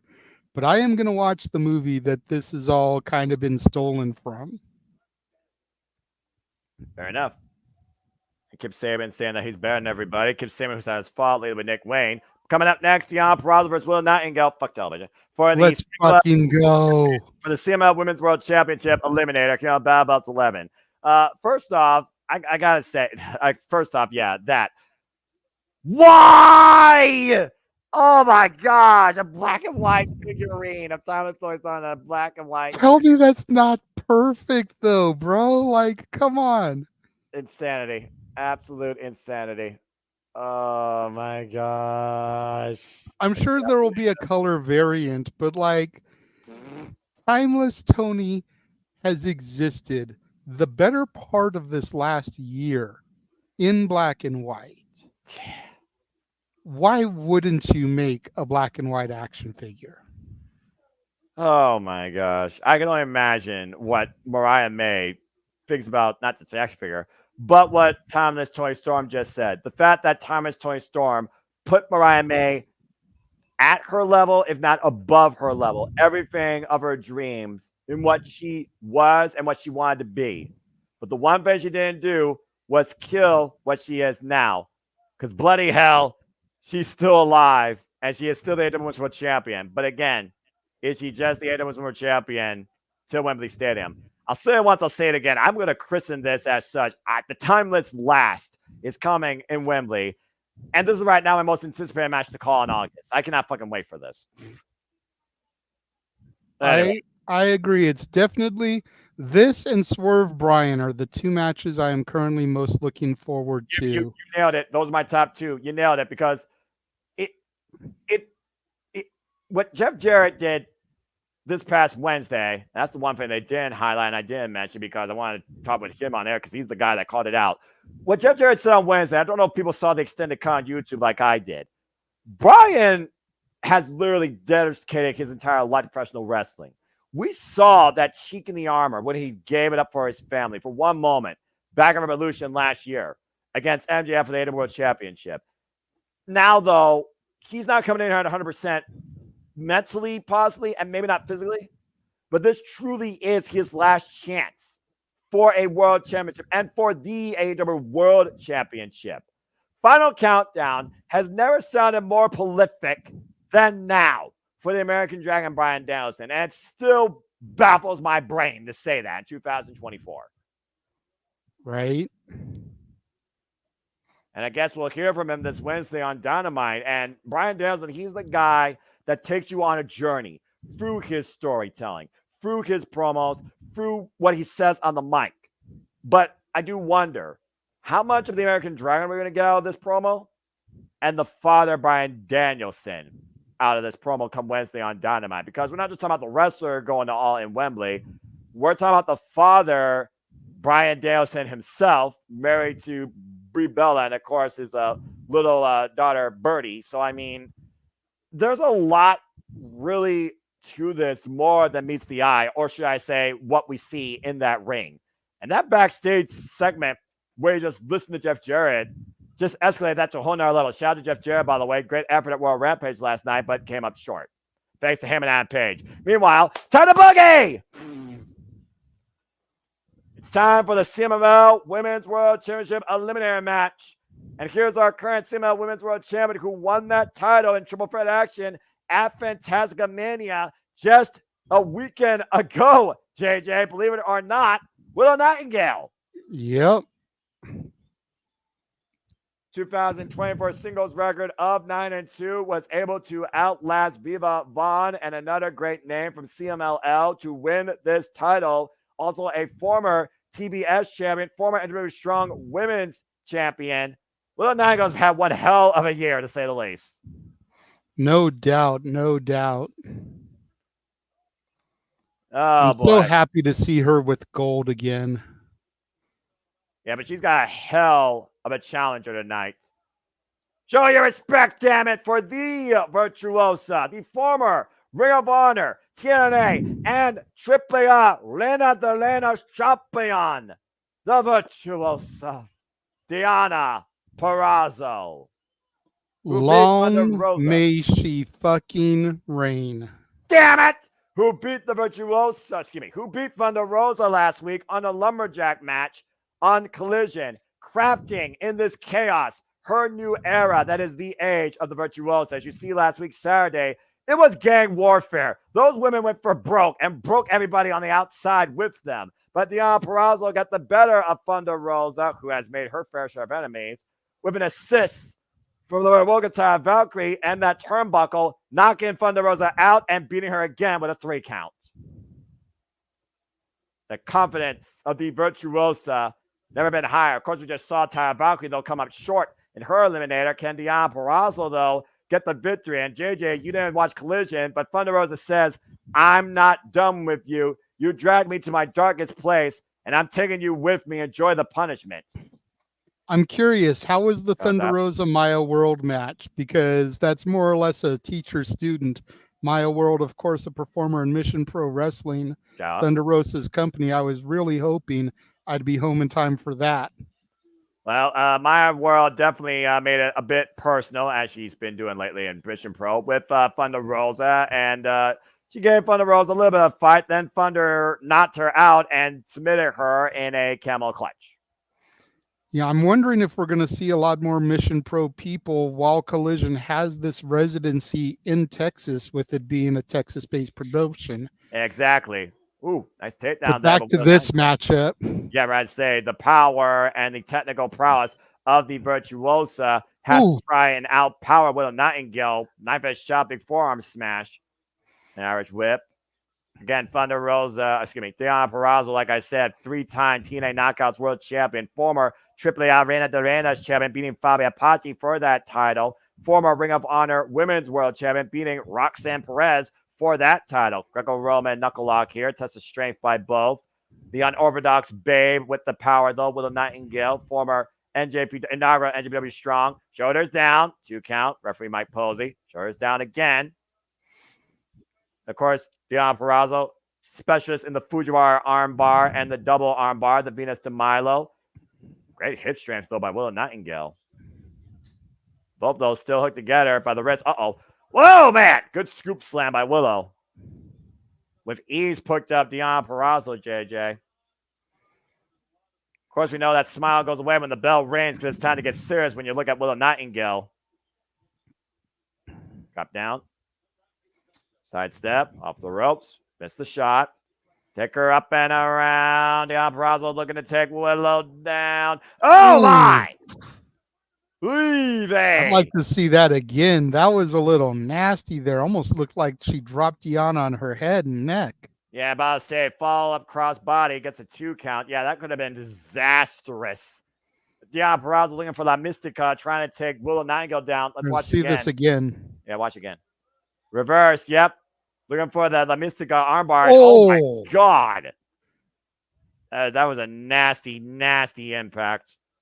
And her left shoulder and head, like you said, awkwardly hitting the canvas. Looks like Deonna, though, still has enough wherewithal, though, to fight Willow at this point. And you never could count Willow Nightingale or Deonna the match. Oh, no! And there's an arm breaker over the knees. And Deonna has exploited her prime target as only she can. Can Willow Nightingale fight back in this and preserve a chance for the title? Stay tuned, Mr. Crawley, picture in picture, fuck television, the Virtuoso in control. Well, while we have another lull in this match, Noah, as awesome as that Timeless Tony figure is, that's not the figure I'm most looking forward to that got revealed this weekend. No, nay. You know me, bro. And I know you're going to roll your eyes at this, but you know me. You know my love for this esteemed university. Andre Chase, look at this. Duke Hudson, Noah, look, come on, give me, and Thea Hale. Oh, bloody hell. Well, I will say this. There's even a variant of Thea from when she was running with JC in her more provocative outfits, but then there's the 3 in the Chase U outfits also. Hey, vey. Deonna wrenching the arm across the ring post. I will say this regarding the action figures. To any young, aspiring wrestler in this business seeking that level of a dream in being crafted in plastic, congratulations. To those included, not limited to, Thea Hill, and for me as a personal preference, because I've supported this wrestler since AAW, Sky Blue. Get well soon. As Sky Blue got her own action figure for the very first time, too. So congratulations to all those revealed for the first time at Comic-Con. They also revealed a Julia Hart one, looked pretty good.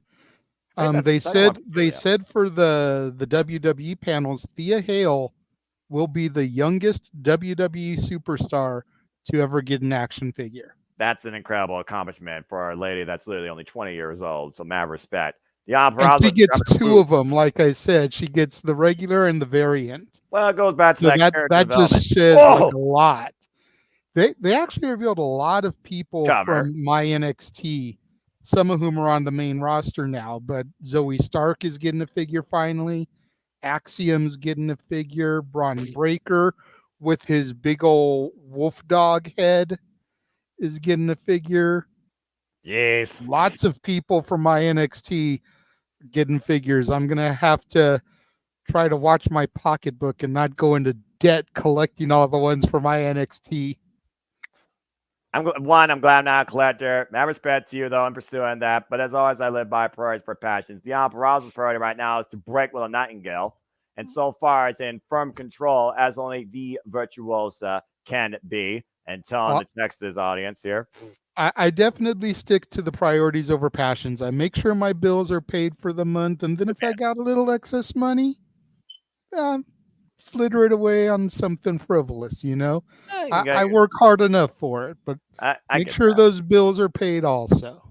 And after all, next month is my birthday. So if people want to go to Ringside Collectibles and pre-order those for me, I would not be opposed to receiving those as birthday gifts.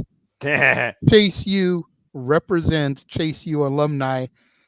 If we get $60 more in super chats to my channel and $60 more to Jeff's channel by Tuesday, Noah will have to enroll in Chase University and support Thea Hale in her challenge against Roxanne Perez for the NXT Women's title. She's not winning. And if she wins, Noah has to get a Chase U shirt.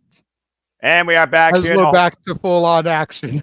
Yeah, thank Christ. Thank you, Deanna Purrazzo. Damn it, JJ, you Chase U supporting buffoon. Willow Nightingale with the short-range clotheslines with the right arm uncompromised. We are back at AEW Battle of the Belts for the CMLL Women's World Championship Eliminator. Willow Nightingale challenging the virtuosa Deanna Purrazzo. And, of course, Willow has to do with Chris Statlander no matter what.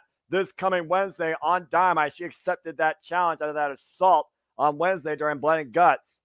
The power coming into play, though, and Black Shot Spinebuster planted. Cover 2. No. Woof.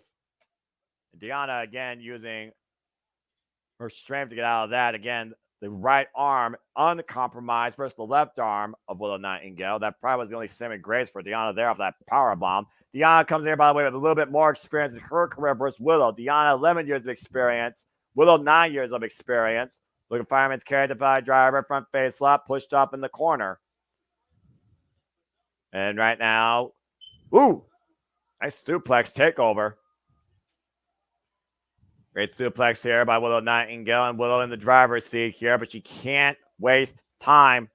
Going up top, unaware of Deanna, though. Oh, no.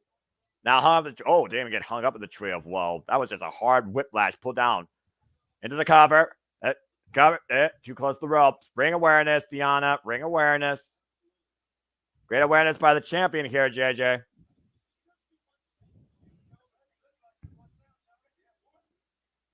And uh-oh. This might be it. Looking for that Queen's Gambit. Got style pile driver. Can't she hoist Willow up, though? Willow fighting back. Defy denied. Off the ropes. Ran up and around. Hoisted up again. And Defy driver! Covers. Enough here. No! Purrazzo got the left shoulder up. Look at the face of Willow off that. What do you think's going for Willow's mind at this point, JJ? Considering it's the first time ever won my contest. What do I have to do to beat the Virtuosa? Going instead, though. Well, actually, that's not bad. Not first ever contest because they did challenge each other with the Ring of Honor Women's World Championship back in 2022. Oof. Oh, gosh. That was a mean strike. Still fine with that one arm, though. Willow is a one-arm competitor in this contest. Uh-oh. Oh, dear. Superplex! And she still has her hooked. Deanna, though. Grounding her base. Back to the arm. Ooh, great. Great shot there. Willow, though, showing fighting spirit, not going down. Answers in cover of her own. forearm smash. Now both these women just teeing off against each other. Kick to the right arm. Follow-up kick again. Creates separation. Whoa, God! The running lariat wipes out Deanna and wipes Willow out herself in the process. Both women down. Oh, wait a minute. Oh, here comes Taya Valkyrie. Well, I mean, you know, Taya and Deanna have a mutual respect for one another, especially what happened last week. We saw Taya endorse Deanna Purrazzo. Although I think it's more about Lucha Libre pride for Taya Valkyrie when it comes to her and Thunder Rosa. Wait a minute, she has something behind her She got back. behind her back. Yeah. I think I think there's something there, and it's not. Again, championship implications on the line here. Mike Posey starting a standing 10 count. Willow unaware of what's on the outside, and of course, Taya no stranger to Willow Nightingale either. They're gonna hoist her up. Waist lock. Standing switch. Standing switch. Deanna just saw Mike Posey and Taya there. Deanna reaching for a weapon. Reaching for a weapon. Mike Posey sees the weapon. Smoking gun in hand. Oh, wait a minute. Here comes Thunder Rosa. Oh, no. I knew this was going to happen. Thunder Rosa, German suplex. Thunder Rosa hell bent on getting revenge on Taya Valkyrie and Deanna Purrazzo. Deanna is opposed on the inside of the ring, though. Tooth and nail right now. They're just fighting each other here. And Bounce! Period. Got enough There go of the it. straps. Oh, shit.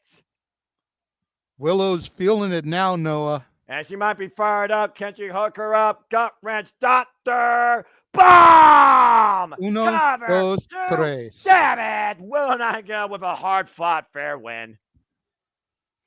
Wonder if this is going to lead to some tag action here, Noah. Maybe the Virtuosa and Taya Valkyrie versus Willow and Thunder Rosa. But after what Willow went through with Chris Statlander, can she trust another partner? At this point, Willow right now needs to focus, to your point, on what's ahead. Not tag team action, but singles action. She knows Chris Statlander is waiting for her on Wednesday for her chance to maybe get a shot at that championship. There you see it official, folks. CMLL Women's World Championship Eliminator. Chris Statlander Nightingale running it back after beating Chris Statlander during the Owen. To your point, though, what the hell was Thunder Rosa doing out here? Taya Valkyrie was not getting physically involved. Taya was supporting her friend. Coming up next, we have our 6-man tag team championships. Lesbian Kina versus freaking Von Erichs and Dustin Rhodes. Damn it, Thunder Rosa. That was none of your business. Good match. She was just coming out to even the odds. Taya wasn't doing anything. She was trying to give Deanna a weapon, Noah. Mike Posey saw it, so she wasn't going to do it. It wasn't handed off. Anyway, good win by Willow. Again, can't argue with the win there. She got fair and square. That was a mean pounce bottle away. She got Deanna off her feet off that. Damn.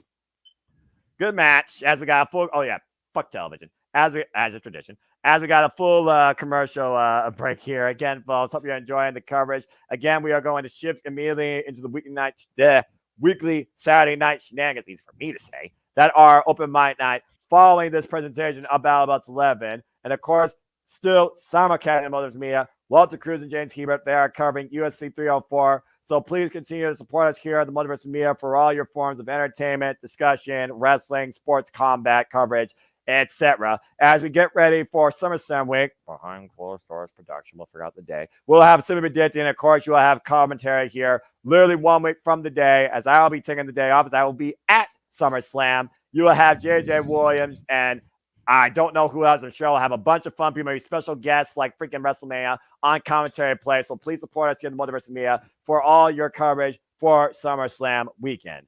Well, again, JJ, great match. And now we know it will be Willow Nightingale versus Chris Statlander. Considering that Chris lost to Will in the Owen, I feel like this is a must-win for Chris.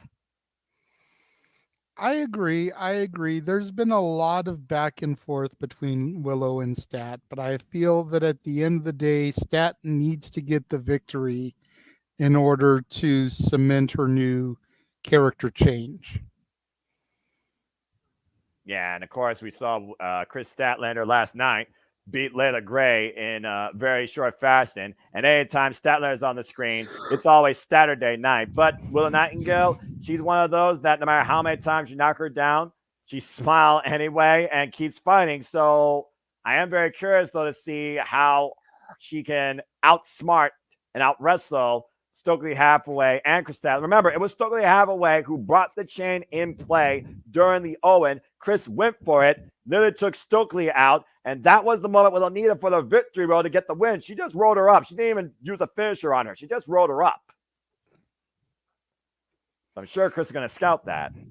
So now we get ready for the Ring of Honor 6-man World Tag Team Champions to be officially crowned in our main event here at Battle of the Belts 11. I mean, let's be honest. Come on now. I haven't talked with you, but it's a foregone conclusion. You want Dustin Rhodes, the Von Erichs to win. We're in Texas, right? Absolutely. Absolutely. Look. I look at it like this. And I'm not a fan of hot-shotting titles, but I look at it like this. We have a residency here in Texas until the Collision ahead of All In. Yes. The Von Erichs have not been a huge presence on AEW television. Dustin Rhodes, if we're being real, is in his last rodeo, so to speak. We know that his days are winding down. Yes. Give them the titles. Let them lose them on the Collision ahead of All In, the last night of their residency. And they get a good month-long reign. Dustin gets one more championship. The Von Erichs get gold in Texas. The Rhodes and the Von Erichs, cement their legacies and put their names in the history books as a tandem. And they can lose them to the Undisputed Kingdom, Death Triangle, whoever on that go-home Collision, the last one of the residency. But let's give Dustin his due because he deserves it, by God. I completely agree, and so does this legendary family and duo, the Von Erichs, fighting once again here in Texas. Raj and Marshall Von Erich alongside the natural Dustin Rhodes, who beat the Dark Order last night to earn this opportunity at Double for Dishonor. And look who's coming out with them. There we go. Kevin Von Erich himself. I believe the last surviving one of the famous Von Erich family. Exactly. I did watch The Iron Claw, by the way. Damn good movie. I'm about to say, and of course, little bit dry. I did have to watch it in parts because I was getting tired one evening, so I had to stop it, pick it up the next day. Yeah. But it was a solid movie, great cast. Jeremy Allen White did a phenomenal job. I've loved him ever since I first saw him on Shameless. I remember that. Definitely recommend giving it a watch, even though I know you're not a movie guy. You are a wrestling guy, and it is about a wrestling dynasty. So, and from a dynasty, and you know what? Normally I give this person shit, but we've got Aubrey Edwards as our referee for this match. Let's have Aubrey, by the way, who made history last night, being the first ever female referee to referee matches on a Ring of Honor pay-per-view. As we have the Undisputed Kingdom coming out here, AEW Trios record of 2-2. Of course, we know that Matt Taven and Mike Bennett are still Ring of Honor Tag Team Champions, thanks to that parasite Don Callis, after the conglomeration took them to the limit. Notice the heavy bandaged right arm, by the way, of Mike Bennett. And, of course, Roderick Strong took on, of course, oh, look, Nigel McGinnis and Paul White trying commentary. That's awesome. As I was also saying, though, Roderick Strong took Mark Briscoe on in the main event last night for the Ring of Honor World Championship, came up short. Undisputed Kingdom coming, though, as a unified front with a longer record in trios action, while we've only seen Dustin Rhodes, the Von Erichs now for the second time as a trio, JJ. That experience might be the difference maker here. We got to do a little bit of research. If the Undisputed Kingdom were able to be successful tonight, would they be the first team to be tag champ and trios champs at the same time? To my knowledge, I think so. And to your points for the vacated Ring of Honor 6-man World Tag Team Championships, of course, vacated the man who might have the answers, the story himself, Jeff, I thought. 99% sure our favorite EVPs already did that, but I'll double check. if anybody else was going to do it, it makes sense that they would be ones to do it. Bullet Club. Bell rings, Aubrey Edwards in charge. Here we go with our main event, Noah. Yep, on Battle Belts 11, both eliminators, of course, won successfully by our champions. We are guaranteed champions here after the Bang Bang gain. Had to vacate these titles due to Jay White's injury, and AEW and Ring of Honor were once again separated. By the way, newest board member of Ring of Honor, Paul White, on commentary alongside Ring of Honor legend Nigel McGuinness. And of course, again, if you all did not watch the first hour, you owe it to your professional wrestling fan to check out that show and check out me and James Call here in the archives of JMN Multiverse of Media. A phenomenal preview, one of my top 5 shows of the year. And right now we have Ross here with Roderick Strong. Good drop kick here, and there they're going. And by the way, Marshall Von Erich, the bigger, more powerful of the two Von Erichs, train out of the pro wrestling Noah dojo. Whoa! Wears no boots. As Von Erichs do. Cover. Right. 1 count. A Von Erich tradition there, but you see Ross does have them. I'm about to say, he's one of the only Von Erichs that actually does wear wrestling boots. I'm just saying. And right now, Marshall isolated in the Undisputed Kingdom's corner. Mike Bennett teeing off against Marshall here. Forearm chop exchange. RBI's monitoring him. Again, you have till 5. Well, technically 4.5. 5, you get disqualified. And Marshall here, bears a little bit of a resemblance to Brooks Jensen. He kind of does. He has the same build, but he seems more composed, clearly. And also better ring conditioning. Tab made by Matt Taven. We saw Katsuyori Shibata endorse former students that, of course, he helped teach the Claw to in the Von Erichs last night on Death for Dishonor after these here three comes men the vet. beat Dark Order. The Natural himself. Oof. And Again, there with big Mike shot, Bennett. Previous challenger for the TNT Championship and the Ring of Honor World Championship. Looking at one last ride, one last title accolade running through Matt Taven. Talk about the respect being shown here again. We got 2 of the greatest wrestling families here in Texas in trios action for trios gold. Tag made. Now Ross in now. Again, we talked about the experience, but you can't argue the amount of knowledge that Dustin Rhodes brings, that he can really help guide these young Von Erichs who are already such amazing athletes themselves in the tag team industry. Again, they had the tag team championships in MLW for over 400 days. Cover by Ross at Kickouts. Man, tag made to Marshall now. We talk about Ring of Honor 6-man tag team championships, most prolific champions in this era of honor, JJ, where, of course, the Mogul Embassy, Brian Cage, and the Gates of Agony, Toa Leona, and Bishop Khan. They held those titles twice. Nice drop kick, though, by Matt Taven. Of course, the Kingdom that he formerly represented, now the Undisputed Kingdom. No stranger to the Ring of Honor 6-man tag team championships. He and Vincent and TK O'Reilly. Drop kick! Big drop kicks now by Marshall, the bigger Von Erich here. Again, Collision special start time next week, Saturday, 5 p.m. Eastern Standard Time, 4 p.m. Central. Trios kicks by the Von Erichs and Rhodes. Wipes the Undisputed Kingdom on the outside. That means 2 o'clock Pacific. That is early Jesus. Can the Von Erichs and Rhodes get one last accolade of gold? Stay tuned. Restaurant Quiet, picture in picture. Fuck television. Whew. Yeah, about to say, that's literally like, hey, you don't want to hear a bunch of talking that's not here? Watch Collision. And then watch the biggest event of the summer. Wait, does that start at 8 or 7? I forget. I forget about it.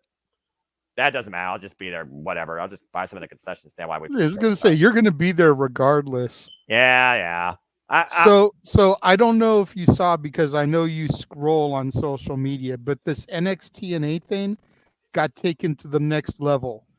At a house show, I heard about that for my ACW. Joe Hendry was there. I heard about that from my ACW crew. That was freaking awesome. I'm not going to lie. That actually makes me believe that house shows can actually matter. Yes, producer man, I see you popped in there. Hi, Jeff. Hello.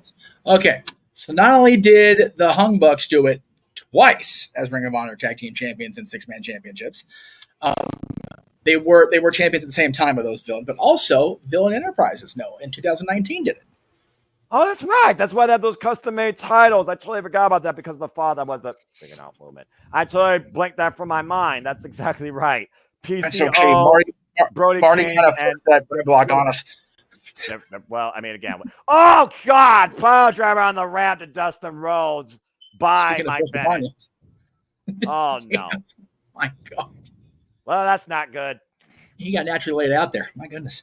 Anyway, yes. So the Hung Bucks / the Elite and Villain Enterprises are the only two teams that have held both Ring of Honor tag titles at the same time. Now, I'm pretty sure the Elite were also AEW tag team champions or trios champions when they were also the Ring of Honor six-man tag team. Yep.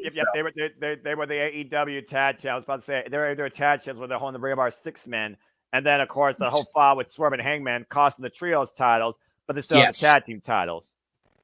Yes, sir. For someone like me who's very, very naive, who are Villain Enterprises? That was Buddy Scroll, Brody King, and I believe PCO. That crazy bastard PCO. Yeah, it was Brody King and PCO were the tag champions, and Marty was with them when they were 6-man titles. But after Marty done scrolled himself out of the business, we kind of forgot about that. So, you know. Well, I mean, Marty Scroll was about to challenge Nick Aldis at one point. If he became Ring He of Honor did. champion. Well, I mean, but he was also willing to put up the Ring of Honor World Champion if he won, if it wasn't for that damn Matt Taylor and Purple Ladder at G1 Supercard 2019. Gosh! Backstabber to Ross Von Erich over Roderick Strong. Yeah, but yes. So yeah, Villain Enterprises with Marty and company, and of course everybody's favorite EVPs. Gotcha. Well, I'm gonna pop over to pop next door because I'm about to start the open mic night stream. God help us all. Fair enough. And figure for that, Jeff, motherfucking Meacham. Well, there you go. Yeah, and of course, both of us will be on open mic night as soon as Battle of the Belts comes to its conclusion. Exactly.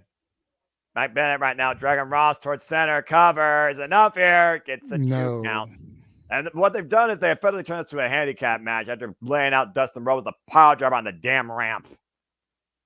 Well, if there's someone you're going to try and take out, you take out the vet. Well, yeah. Getting rid of Dustin is the best way to go because how much experience do the Von Erichs truly have as far as like big time shows like this? In this capacity, very little. Nice suplex there by Taven. The cover gets a 2 count. And according to Safet, SummerSlam kicks off at 4:00. Oh, well, bloody hell. So Collision would be off the air by the time SummerSlam officially begins. Okay, well, then, you know. I mean, again, these Von Erichs, though, they still have a fair level of experience as Dustin Rhodes is trying to get filling back in his neck. Ross Von Erich's been involved in this business now for 12 years. Trained by Harley Race, the Noah Dojo, Marufuji, of course, the genius of the arc that just faced phenomenal AJ Styles. And, of course, the legend himself, their father, Kevin Von Erich. Right. Why, Marshall Von Erich, I'm pretty sure, has a similar background as well. 12 years, same trainers. I mean, you look at the Von Erichs, they kind of are one and the same when you look at the two men. It's just one's more, you know, the power game. The other one you think is more technical. I think Ross, the more technical one, Marshall clearly the more powerful one, as he's trying to reach out for the tag to Marshall. Again, these two were tag champs in MLW for over 400 days. Cheap shot by Mike Bennett to Marshall, though. Roderick Strong, bringing Ross in. Uh-oh. Oh, no. Up and over. That's on his feet, though. Woo! Nice sling blade. Creative moment here. Creative offense right now. Dustin Rhodes trying to will his way back in. Dustin Rhodes was instrumental, to your point, last night in them being in the Dark Order, getting the hot tag, and the Natural is ready to come back into play. Rising from the dead, the guy that is on one last ride. Damn it, the Natural! 35 years strong in this business, by the way. And shout out to Rose Wrestling Academy, which, of course, he leads. That just had their latest showcase. Great show. Oh! A drop down slap. Whoa! Huge scoop slam. They said not today, and by the another way. one. Vintage Dustin Rhodes. Ooh, they caught him with the atomic drop. Yeah, caught him coming in. And Bulldog. Got that Bulldog in. Dustin's fired up here. And firing up all Texas right now.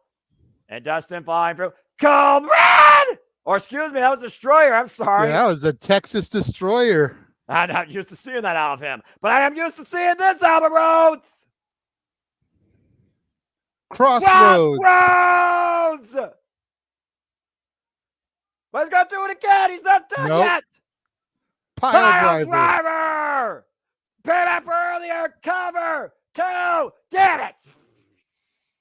And freaking Undisputed Kingdom, bring it up. I gotta be integral. God, when it comes to Dustin, I have to blur the lines. Then Ross right now and Marshall isolating Undisputed Kingdom. There's a few people in this business that I refuse to be integral on, and Dustin is one of them because damn, I respect that man. It was such a pleasure meeting him at AEW, by the way. One of my all-time favorites in this business. Highly underrated. Yeah, you know what? Every member of the Rhodes family that I have ever had the pleasure of meeting has been class acts. Mike Bennett, I hope Maria Kanellis has no plans for you when it comes to future childs. We're going to maybe give some broken shattered dreams. And again, Matt Taman coming in his partner. Back elbow strike, though, by Dustin Rhodes. And again, oh no. Wow, God, spine buster. And Taman off the second moonsault. Crashes the knees of the mat, though. And just needs a big right. By Bennett. Schoolboy by Dustin. Broken up by Roderick Strong. Man, I'm not sure who's going to win this fair at this point, JJ, if I'm being honest with you. Oh, God.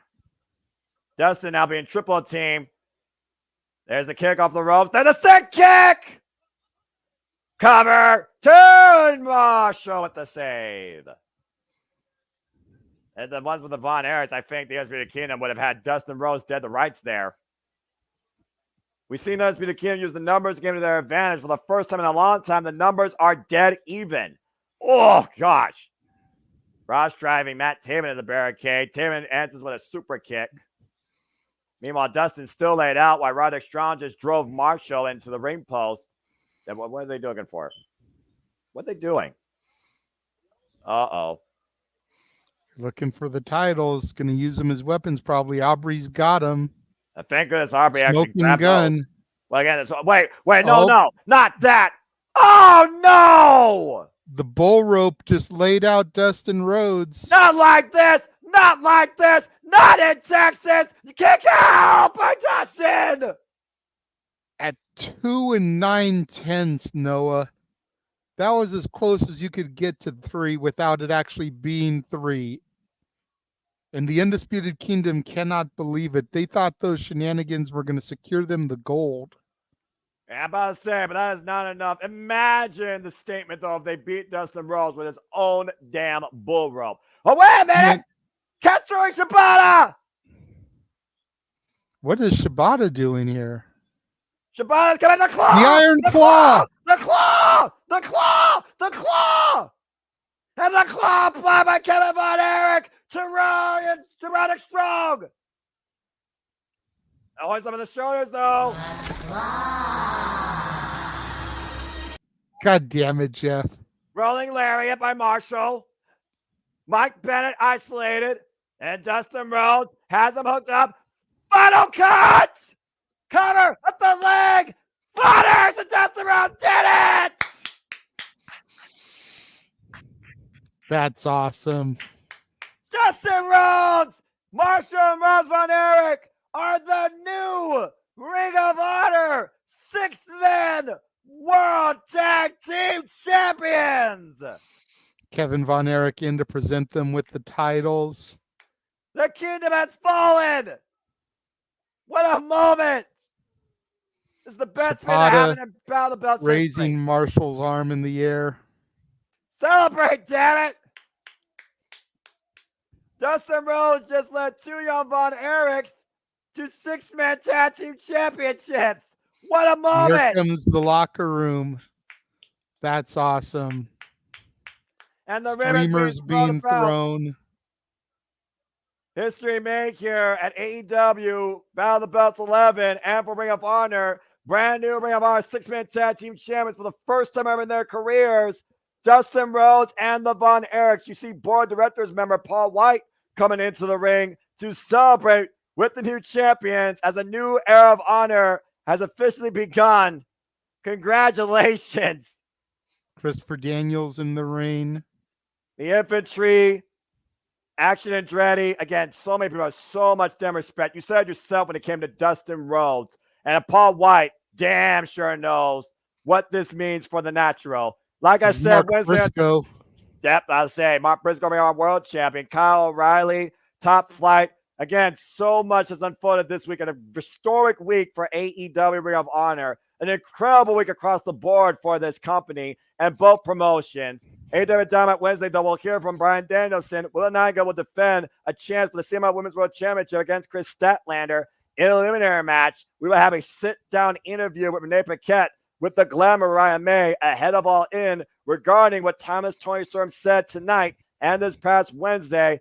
And also, Will Ospreay will go one-on-one with the Murder Hawk Monster, Lance Archer, as well as he looks to regain the AEW National Championship at Wembley Stadium. But for now, tonight at Battle Belts 11, we celebrate the brand new Ring of Honor World Six-Man Tag Team Champions. The Natural Dustin Rhodes, one last ride, one last piece of gold. For the American Wrestling JMN, the Seminole Falls, they're featuring in our coverage to Battle Belts 11. We'll see you on the other side here shortly for Open Mic Night. That was fucking awesome. I'm so damn happy. Me too. Woo! Exactly the way I hoped it would go. They were in Texas, damn it. The Natural is not going to be denied. Oh, man, I love professional wrestling. Well, as Noah said, I want to go ahead and take an opportunity to thank everybody for joining us for this Collision Battle of the Belts coverage here across the Jeff Meacham Network Multiverse of Media. We encourage everybody to hop over to the other stream now for the Saturday night shenanigans that are Open Mic Night. Got a couple of things that we're going to discuss, but as we have done lately, we're pretty much going to open things up to the chat room. Get your topics in over there, things that you'd like for us to discuss. If it's good, we'll bring it up. If you want to guarantee we discuss it, super chat. It's as simple as that. For the West Coast Professor Jeff Meacham, the producer, for the simple man with the spectacular voice who went at it solo for 2 hours until I could get here for Battle of the Belts. Thank you very much, good sir, for Joey Stylesing it. I loved it. I am the Renegade of Wrestling, J.J. Williams. We'll see you on the other side. Producer man, hit the signature. Or just leave us here and we'll just talk more nonsense because, you know, that we're live, pal. Because, again, he's handling 2 streams. His Chromebook might be burning as we know it. I mean, I'll talk about Dustin Rhodes all night. Again, how awesome is it? 2 legendary wrestling families came together, and now we got new Ring of Honor 6-man tag team champions in them. That is so damn awesome. Yes. Am I signing you guys off? You got it, Jay. I signed. I just said for you to hit the signature, but I'll do it. All right. Do your thing, brother. I'm already on the air all bike night, so have fun. Gotcha. Okay. We's out of here. Bye. The Jeff Meacham Network's Multiverse of Media. For over 15 years, the recognized symbol of excellence and the standard bearer in coverage of sports and entertainment.